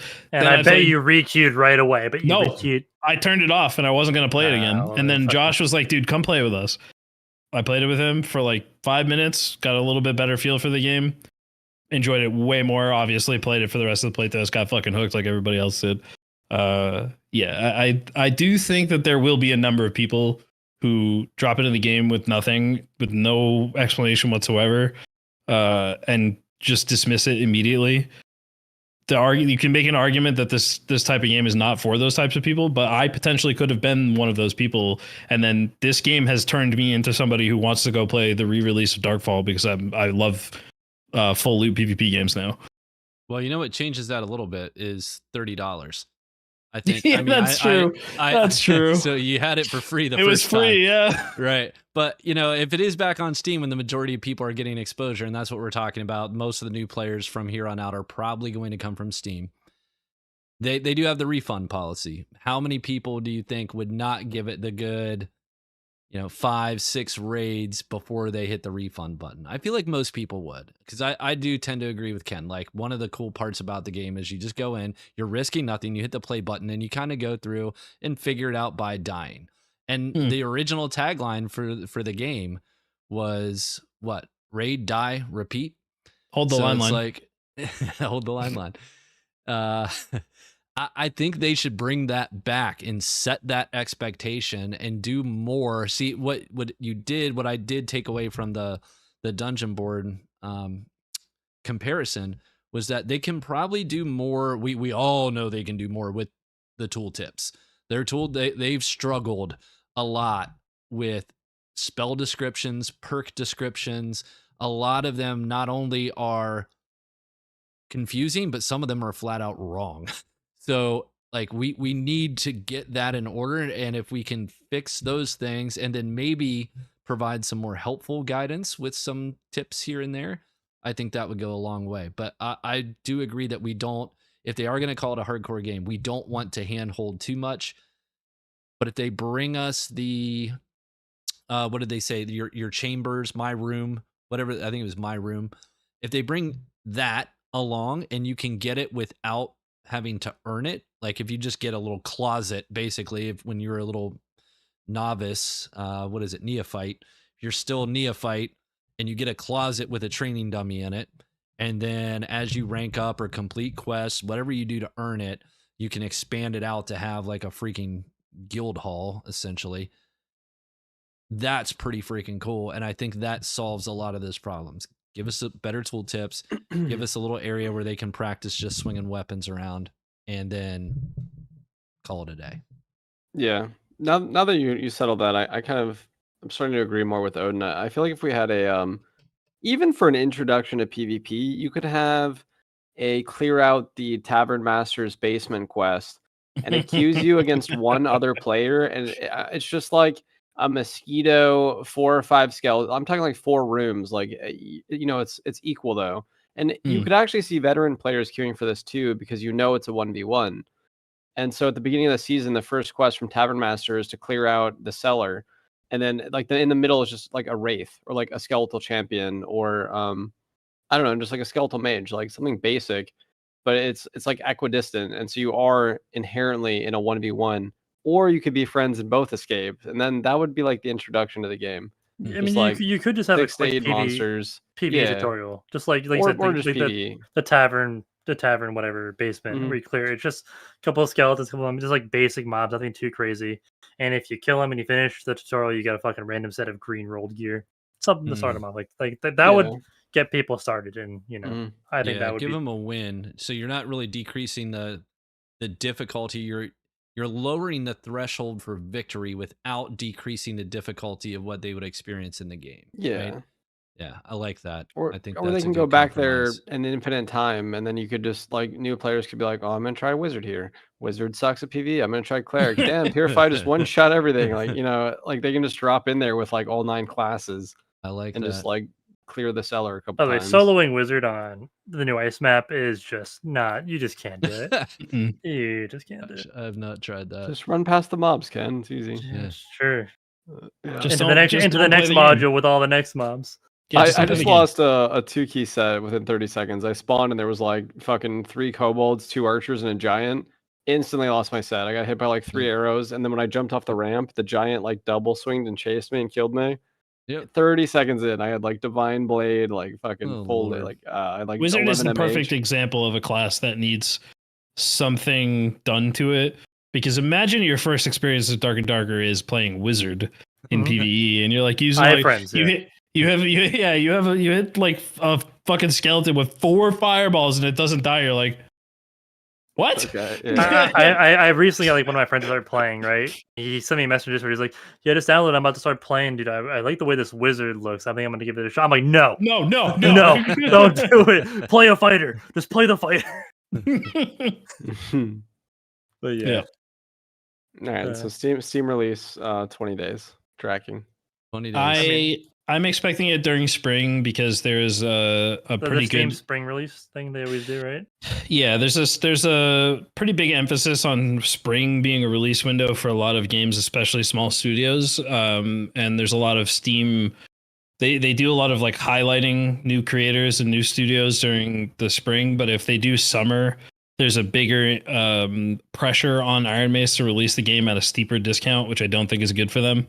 Yeah, obviously, summer releases are typically not good. The chat over here is mentioning that, like, summer releases are generally not good for games, right? I mean, they're really good for MMOs. Well, the MMOs are more popular with a younger age group that has more free time. Also, MMOs are they've been like notoriously end of summer releases, usually like August area. Yeah, like a lot of MMOs release around. But I'm not sure why, but you're a high schooler or something. You're big into MMOs, and then you're off for the summer. You grind your little ass off playing MMOs during the summer. So I think a spring release is totally within reason. I could see it as early as March, like maybe like end of March if they manage to get the servers under control and implement. Maybe I don't know if they can figure out what they want to do with the ice map, if they want to add another layer to it and keep it in rotation, or if they want to keep it a separate experience for now. I mean, no matter what we get when this comes to release in spring, spring, summer, fall next year, it's still going to be an early access game. So there's a lot of things that come with that, but I don't know. I could see it in like maybe late March, early April. Yeah, that sounds fair. I don't care when it is, as long as the game is ready when it does happen. Like I said, the time doesn't really matter. It could be tomorrow, it could be 6 months from now. Yep. As long as the game is ready when that time comes and you get good player retention, I could care less. And I think Iron Mace is smart enough to realize that. Yeah. Agree. Well, boys, we've been at it. Well, there's a lot that we haven't hit, but we've been at it for a while. Let's try to rapid fire through it. Yeah. All right. How do we feel about the ladders? Sick. Oh, More of them. good. Yep. Yeah, more ladders. More ladders. More things like ladders. Mhm. Yes. More ladders. That's really cool. They're Have you buggy guys though. experienced- They're a yeah, little I was buggy. gonna say the They're one like Half-Life ladder that takes you ladders. up to where the lion's head is, and like there's not enough room to step Mhm. off the ladder, and you just continuously glitch and fall back down. That doesn't feel great. That's funny. Um, Half-Life ladders. That's a good reference. It's Half-Life Yeah, that ladders. is a good reference. Let's see what else. Herbs can be stacked. Yep, that's good. No, I hate stacking herbs. You know. Yeah. Oh, yeah. Point of contention here. yeah. We Dude, already talked you're about. letting people get out with too much kush. That's right. What else? So we talked about silver weapons, the club, bone shaper we didn't mention, but I don't know that we need to talk about it a whole lot. What else? Wait, I don't think I know what that is. What's Bone Shaper? The crafting item bone shaper has been added. I don't know what weapon that is. Is it a I think club? it might be the club. I don't know though. Okay. Okay. If Next. somebody in chat knows the No one answer to knows. that, go ahead. Zweihander weapon damage reduced by 5. Good. Yes. Good. Troll pelt drop rate increase. Good. I've noticed Good. wolf pelts are dropping like all the time now. I think I've found Thank God. 5 in the last 3 days, and there are tons of wolves in the ice caverns, like a ridiculous amount in certain rooms. They just So- turned up the pelt knob. Like Yeah. they Yeah. went above troll pelts, Big but they time. just accidentally Typed buffed in- all the pelts. Typed in Yeah. pelt on Notepad and just Find it to replace. Oh, yeah. wisps bad though. I dislike that there's wisps everywhere. I just lose all my stacks. Yeah, Like, it hurts a boo. bunch Yeah. of classes and helps other classes. Yep. Let's see. Modified several areas in the ruins to make it more difficult for double jump. I don't play rogue. I haven't noticed any of this. Have you guys noticed any of the areas that were modified? I don't know, but there's one thing that did on ruins I absolutely despise is they got rid of the res shrine near the graveyard, or it's like Yeah, what the hell is 50%. that? Oh yeah, yeah. It's yeah. not always there, which is ridiculous. Like what the frick? Yes, I know. Over by the towers? One by the towers, yeah. Yeah, they- where the It's not. golem It's sometimes is it's there, now. but it's not always there. Sometimes it's a fucking spider pot, which is like just kicking you while you're down. Like fucking more spider pots. All right. Anyway, that's silly. What How much about are this? Is kind of calculated? a big one that we did not discuss. The max amount of players for a match has been slightly Oh, decreased. that I know Ken does Pissed not like me this. off. That Yeah. pissed me off. Mm. So when these patches came out the other day, I was reading the patch. I was like, "Oh, dude, sick uniques, new map. I am so hyped for this patch. This is a good W patch." And then I read that one line of text, that just one line, and it just ruined it for me. Like, sure, it's still a W patch in my opinion, but like, why? Why do we want less players in our game? Because less portals, right? Less portals, less Yeah, players. but keep the players the same and reduce the portals to incentivize Exactly. PvP more. Yeah. Right. I think they went too far on the portals. They need to, in Iron Mace fashion, they overcorrected.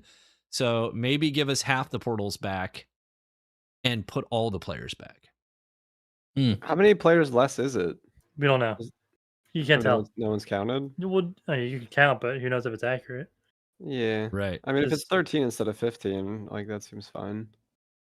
Yeah, but like we said that when it was like we're like, oh well, it's 15 instead of 18. Oh, now it's 13 instead of 15. Ye- Then now it's yeah. 9 instead of 12. Next thing you know, you have fucking 3-man goblin caves, and you know, just like, it's Dude, not the direction I want to be that's- going. I just want that- more players in my game. I want more fights on Crypts, man. I know I'm- definitely I know think this a zero is- to hero mode would be really cool. Like 30 people, you all have grays, and you at the end of the match, there's like 2 or 3 people left, and you have purples. It'd be sweet. So normals. Yeah, normals, but you actually get good gear drops like HR. You get pretty good gear drops in normals if you go all the way down to Inferno. Yeah. Yeah. I Wait, feel like when treasure's they- better. Now that they upgraded the chests everywhere, did they do that for normals as well, or they're just like lion's heads everywhere and marvelous and like the Yep. crypts? Mhm. Oh, that's interesting. Normals is as fun as it's ever been. I keep trying to tell Yeah. everybody play normals. It's fun as hell. No, Yep. we're good. Nobody Yeah. wants to play them. I gotta get that fucking cosmic cloak, dude. I gotta Everybody's go to HR. Oh, everybody's I like, know. dude, I want to go use all my sick gear, and I'm like, but it's so fun fighting in whites for your life, especially if you 1v3. It's sick. So I'm glad you mentioned the rewards. Let's list them out because I don't remember them all. I can start at the end and say that Demigod is the cloak. The one before that, which is Exemplar, Campfire. is a campfire. Oh, also cool. What's the one for Voyager? Bedroll. That's a bedroll. That actually is also cool. It's a rest emote. A rest emote. Okay. Mhm. All right. When So you those are sit, the- you like those roll are out a the new campfire. You think? Or you roll out a little I think it's thing? I would assume that it's a sit emote. Mm-hmm. That's cool, actually. Yeah, that is cool. There's a bedroll on the backpack icon, and it makes sense for like a traveler's backpack to have it. So, Yep. it was a pretty obvious addition, I guess, in hindsight. All right. Fair enough. So we were talking about the portals there briefly. The number of portals was reduced, but the other thing they did was they no longer synchronized the portals. That's the way the description reads here. It says the timing So it doesn't sync type- with the timer. Right. The timing, type, and number of escape and down portals that appear in solo, duo, trio matches no longer are synchronized, while the overall amount of escape portals has also been significantly decreased to nudge players to be more aggressive to survive. So, yeah, the timing thing is interesting for sure. Pre-lobby time was reduced from 3 to 2 minutes. I like this. I think this is a W change. Just get rid of the pre-lobby, please. I agree. I was agree. watching Nate's stream earlier today, and I'm not gonna say anything. He knows that the lobby meta right now is really dumb, and there's no way for them to fix it, except for this game to pop off and just have so many players that the problem goes away. Yeah, well, it Which is- didn't used to be a people problem. do it. It didn't used to be a problem because you always had instant Yeah. queues.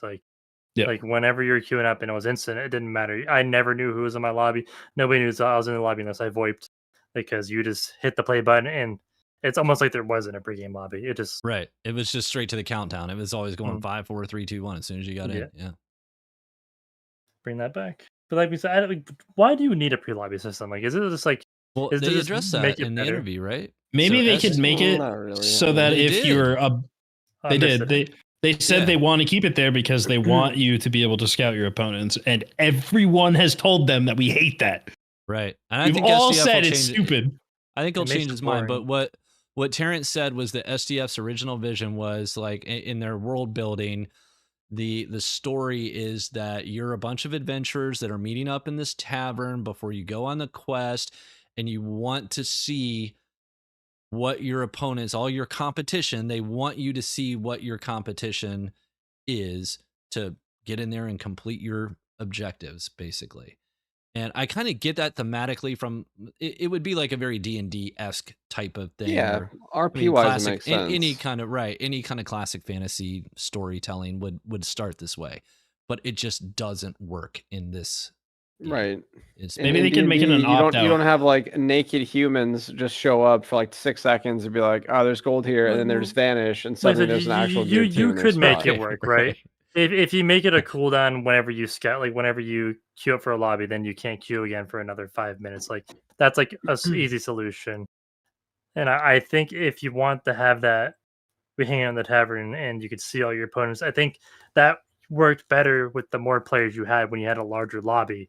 Like when you had 20 people, 25 people all in the tavern, like it was cool. But now when you just have 12 people, like I know 100% of all my opponents, and I've had time to inspect every single one of them, and I know all their comps. And I go into this dungeon with a fucking predetermined plan, and it just makes it boring. So I think it works better when there are more people, though. I do agree. I do think. I'd like to Should see. HR cost money again? No, No. Is it time for that to come back? no, God, Why? Because you make zillions now. It's all about the treasure AP gains. no. Well, should it cost you rank points the minute you enter? That way, if you're just scouting, at least you lose rank. Yeah, you just put I thought- you just put a cooldown on it because those scouts don't care about their rank. You just put a Yeah, but cooldown. You can't. There's a limit to your rank to when you can actually get into those games. So we do have. I will say that this is a suffering from player base problem where if we had more players, there would be less of these issues of in-depth scouting each other out and everybody trying to snipe each other. But also, if you had more players, there would be more players across the ranks, so you could tighten up the queues a bit. Right now, the second you hit, like, I think it's Wanderer 1, you can queue into demigods, which is, I mean, nobody wants to deal with that. But then you also have another problem, which I don't know how they address, which is people who want to smurf can just hand off gear to new characters and go nuts with full gold gear on a neophyte. Sure. That's why I was always like, I think the rank system is skill-based matchmaking in these kind of games is stupid because there's always going to be a way around it. Yeah, you could always game it. So like, if it's a system that you could always game, then why have the system in the first place? But I digress. Yeah, last. Next, Scott. What else we got? I think that's most of the patch notes that are really important. Let me double check here. All right, chats, hit us with some questions as well. Yeah, let's go do Q&A. A couple questions at the end, a little Q&A. So servers need to be fixed, a little more balance, but we're still in the right direction. While we wait for some questions, how do we feel about the fact that the new map has no circle? We talked about the map, we didn't talk about like only static exits and no circle. It's cool, but it's too short. Yeah, increase the timer. Yeah, it is too short. I kind of like I just be able to go around where I want.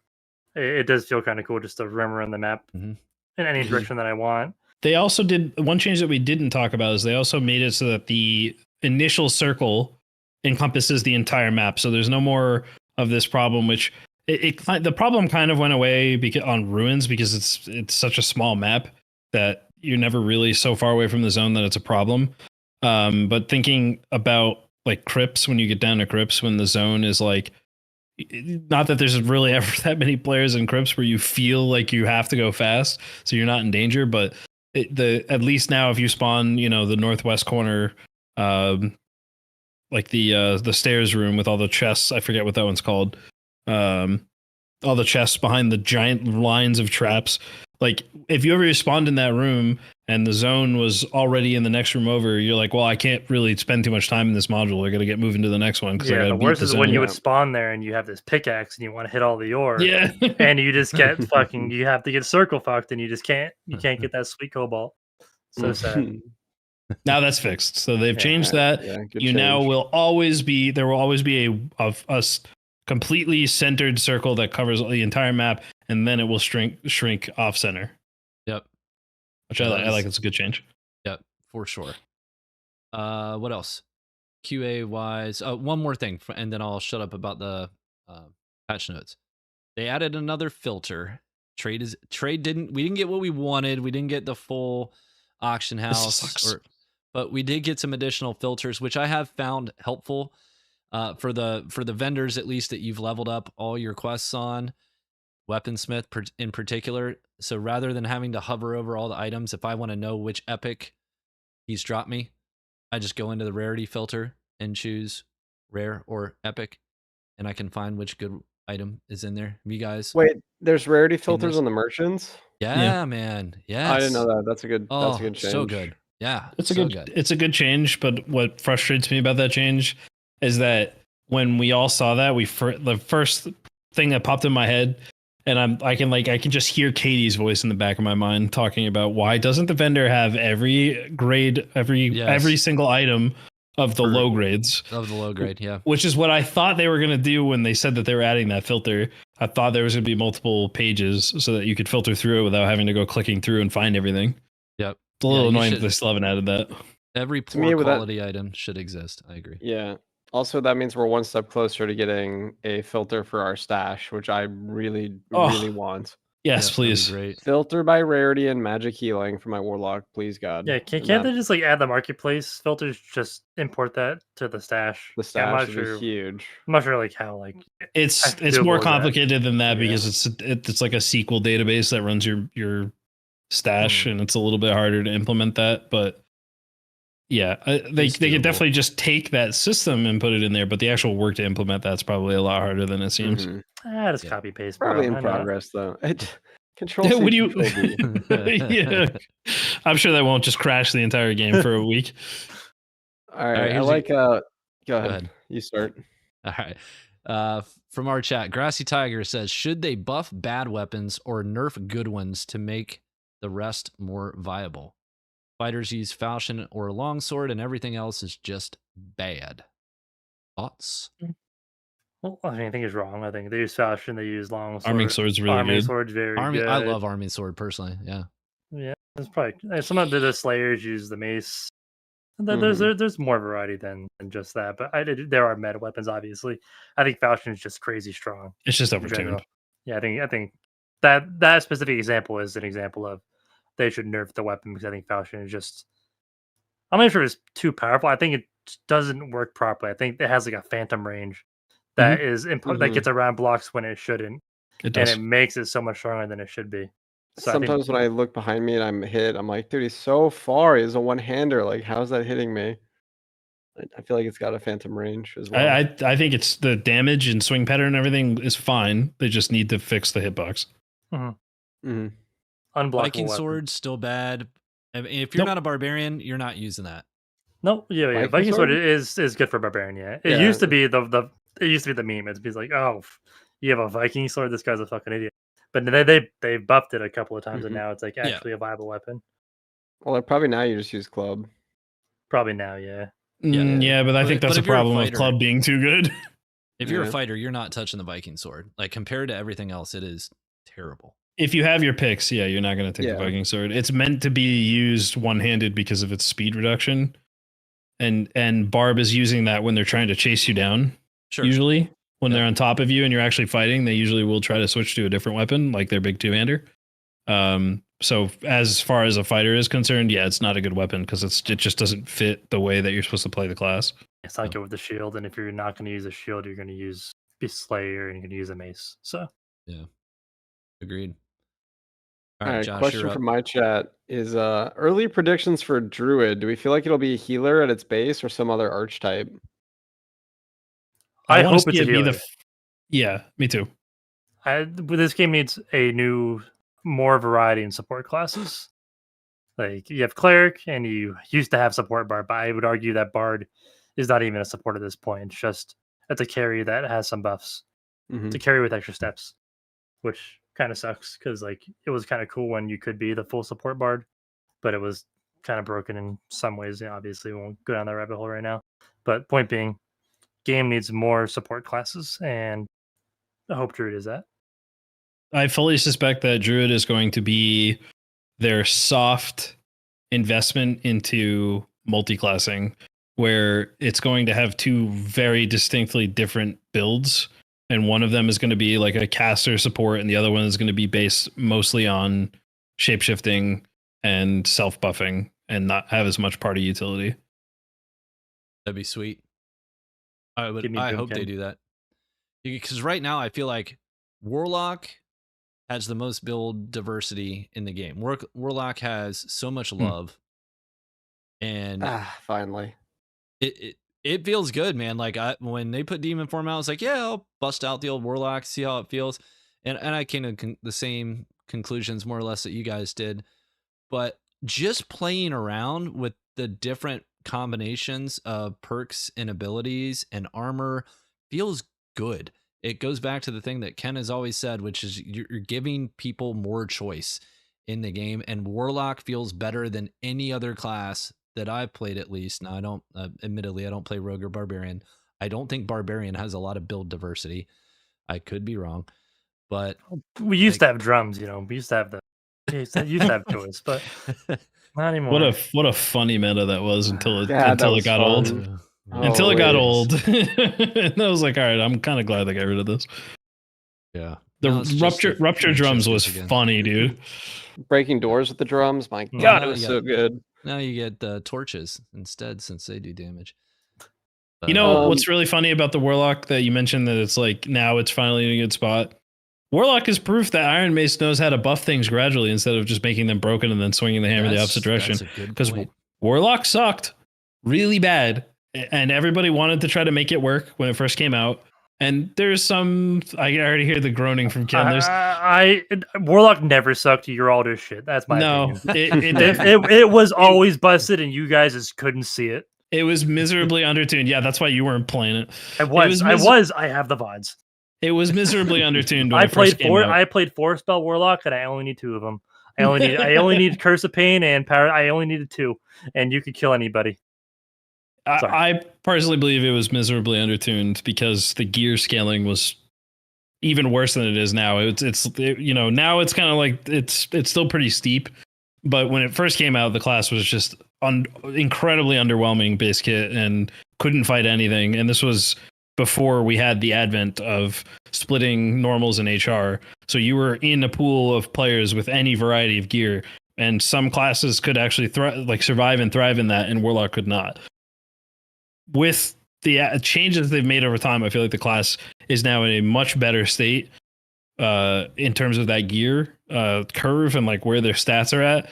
It's still way too strong at the top end, in my opinion.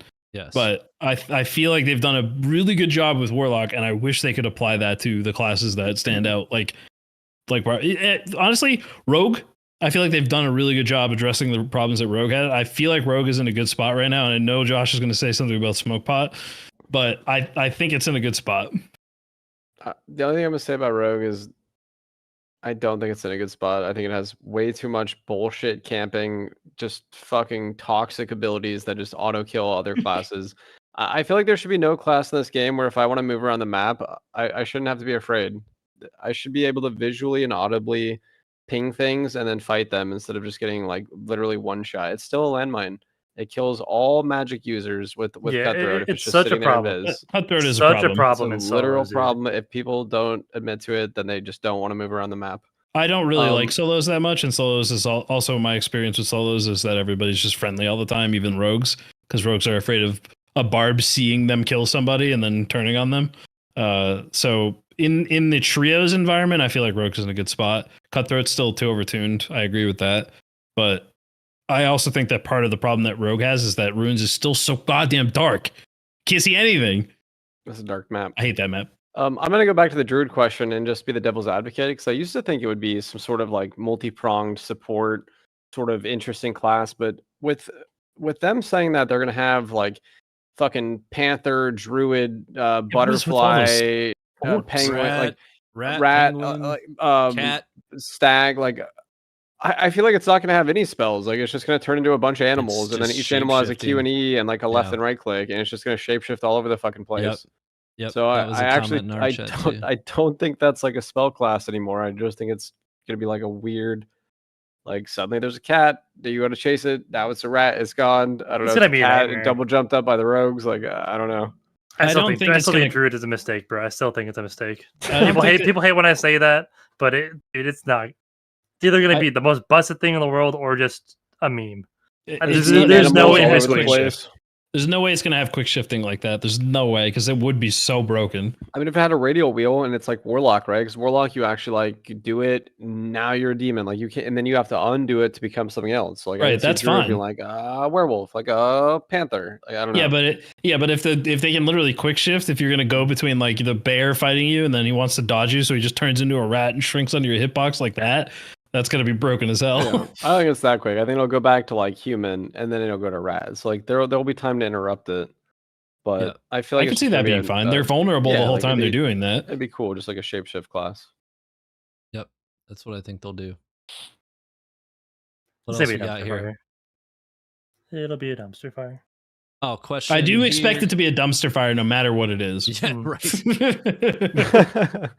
Should they add a shake mechanic to bows? I think what Dean means here is, should you have some kind of and I think we talked about this before, like it's basically a stamina effect, right? I can't think of the proper term for it right now, but a sway, yeah. The longer you hold your shot, should it be more difficult to aim? Who's holding their shots all that long though? Dude, I had a ranger camp me in Inferno. I was cheesing the centaur, the demon berserker, and the two dogs. Cheesing them on the ledge. Dude walks in, so I drop down, and then I'm underneath. You know where I'm talking about, that room at the south end, right, where you have the cheese spot near the boss door. Mm-hmm. So I had to drop down behind where you can go underneath, and you have to break the barrels and then walk through the lava to get back out. This ranger came in and just camped right outside of those barrels, because that's my only way out, right? You can't go back up the way you came. And he camped. We just sat there and had a 5-minute conversation. He camped me until the storm came all the way in and forced us to fight. But he held his shot. I listened to the bow draw. He just sat there, held the shot for like 3 minutes. I'm gonna say something. I'm gonna say something that you might not be happy with, but that's your fault for cheesing. Oh no, that's fine. No, that is the punishment. That is the punishment against cheesing. Oh, and it's my fault for not drinking an invis pot and just making the mobs aggro on him. I could have played it a dozen different ways. That is I could have played true, it. No, I'm not. That's not even the point here. The point is not a problem with and held the shot for 3 minutes is the point. Like that was insane. Yeah, I don't see that as a problem. Honestly, I think there should be sway because like, how hard is it to them to just redraw the next arrow? Like it should start swaying, and then they push F to cancel the shot, and then they put the shot back on. Like it's such a small time to draw your arrow. Like it wouldn't be that big of a deal. Right. And it would make sense thematically. Like they can't just hold their arrow for like 3 minutes. Yeah, I mean, it does suck like when like you're playing against a ranger on terrain and like they just have the bow drawn, and like if you ever want to peek that corner, they're always gonna have like first strike advantage because jiggle peek.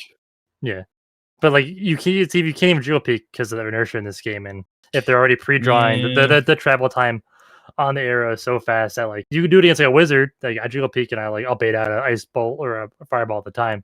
But against a wizard, like they'll shoot me in the fucking funny bone or something. The ranger, 100%. Yeah. You know what's funny though is that I've been playing Dungeonborn. There's no rangers in Dungeonborn. There's no range class. There is no ranged class in that game. I mean, the fighter has a crossbow. It's basically a ranger. Fighter, swordmaster, and rogue can all use crossbow. There are no bows. Yeah, but swordmaster throws 4 swords and auto kills. Yeah, you can block those though. You can block those. Yeah, I did tell you that I hate the swordmaster skill conceptually because of that. But there's no bow in the game, and I tell you what, I'm fine with the crossbow being as strong as it is in that game because there's no bow. You're forced to use the crossbow. It has an inherent risk to missing. Also, crossbow has damage like Dark and Darker. You don't like fucking knock 60% of his health bar off with a crossbow shot. Right. If you're very geared in that game and you headshot somebody with a crossbow, you can do like 30% of their life. Unlike Dark and Darker, where if you're very geared and you headshot somebody with a crossbow, it's like 60% and a slow. No, you send them back to the loading screen. Yeah, sometimes, yeah. Depends on the class. If it's a wizard or a warlock, you're back to the lobby. Yeah. I would be in favor of them. I don't know. Obviously we're like in too deep for them to remove bows, but I think bows are fine conceptually. Yeah. It's just a numbers issue. Like it's always been a numbers issue. Yeah, I agree. And like they're getting closer. They have been like nerfing bows and ranges and stuff over time, and like we're getting closer to like a time where playing as ranger isn't miserable. And I think ranger feels a lot stronger at this very moment just because we're forced to play ruins, and like they're just inherently good on that map. Yeah, they're dominant in a lot of positions until a barbarian turns the corner on them. Yeah. Yep. All right. Anything else? All right, boys. Anything else? Good podcast. Yeah, we've been going season for 2 hours, is ending. 3 weeks, less than 3 weeks now to the end of the season. Oh yeah, 3 weeks, and we're getting Steam release. We're getting Steam release. We're getting Druid. Dude, we're gonna get 7 marketplaces. Oh baby. Oh, they said they're actually doing Ice Village and Ice Abyss as well. So then we're gonna get Dragon. Mm-hmm. We got another 3-layer. Oh yeah, map. Kuma and his brother Xerxes. And, it's gonna be crazy. Yep. Sorcerer's coming out. Yeah. So does that mean we have? Does this mean we have an official name for the Lich? Is his name Xerxes now? Or is it Xerxes? No. That was like Xerxes a god. Or is it what's the eye? What's the eye? Xerxiel? It's Xerxes' eye, but it says that a sorcerer traded his life to rip the eye out of a god to trap it in the crystal ball. I gotta read these lore. They did say they hired somebody to do writing for their team, didn't they? Right, yeah. It's coming. Maybe we're gonna get something cool. Look, I think one thing that Dungeonborn had going for it in terms of presentation was that trailer was so dope. Oh yeah, Dark and Darker. Dark and Darker needs something like that. When we get a Steam release and it needs like the Steam like trailer or whatever, it's gonna be so good. I don't know if you guys noticed, but if you hold Shift and backslash, it turns your UI off. No, it's a way different game. Like it looks really good. How do you do it? Wait, I saw your stream earlier. Backslash. Yeah, I do it with the Warlock a lot. Shift backslash, because like I know if I curse something, I'll have full health. So like all I have to do is rotate curse when I get hit. Have you ever just like died and like like died from your own curse because you didn't see your health at all?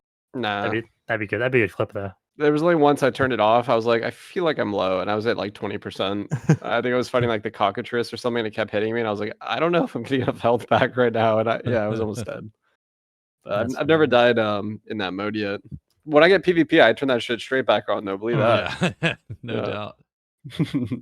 They should just It'd hire be Ryan cool 6 to days a PvP week. without it.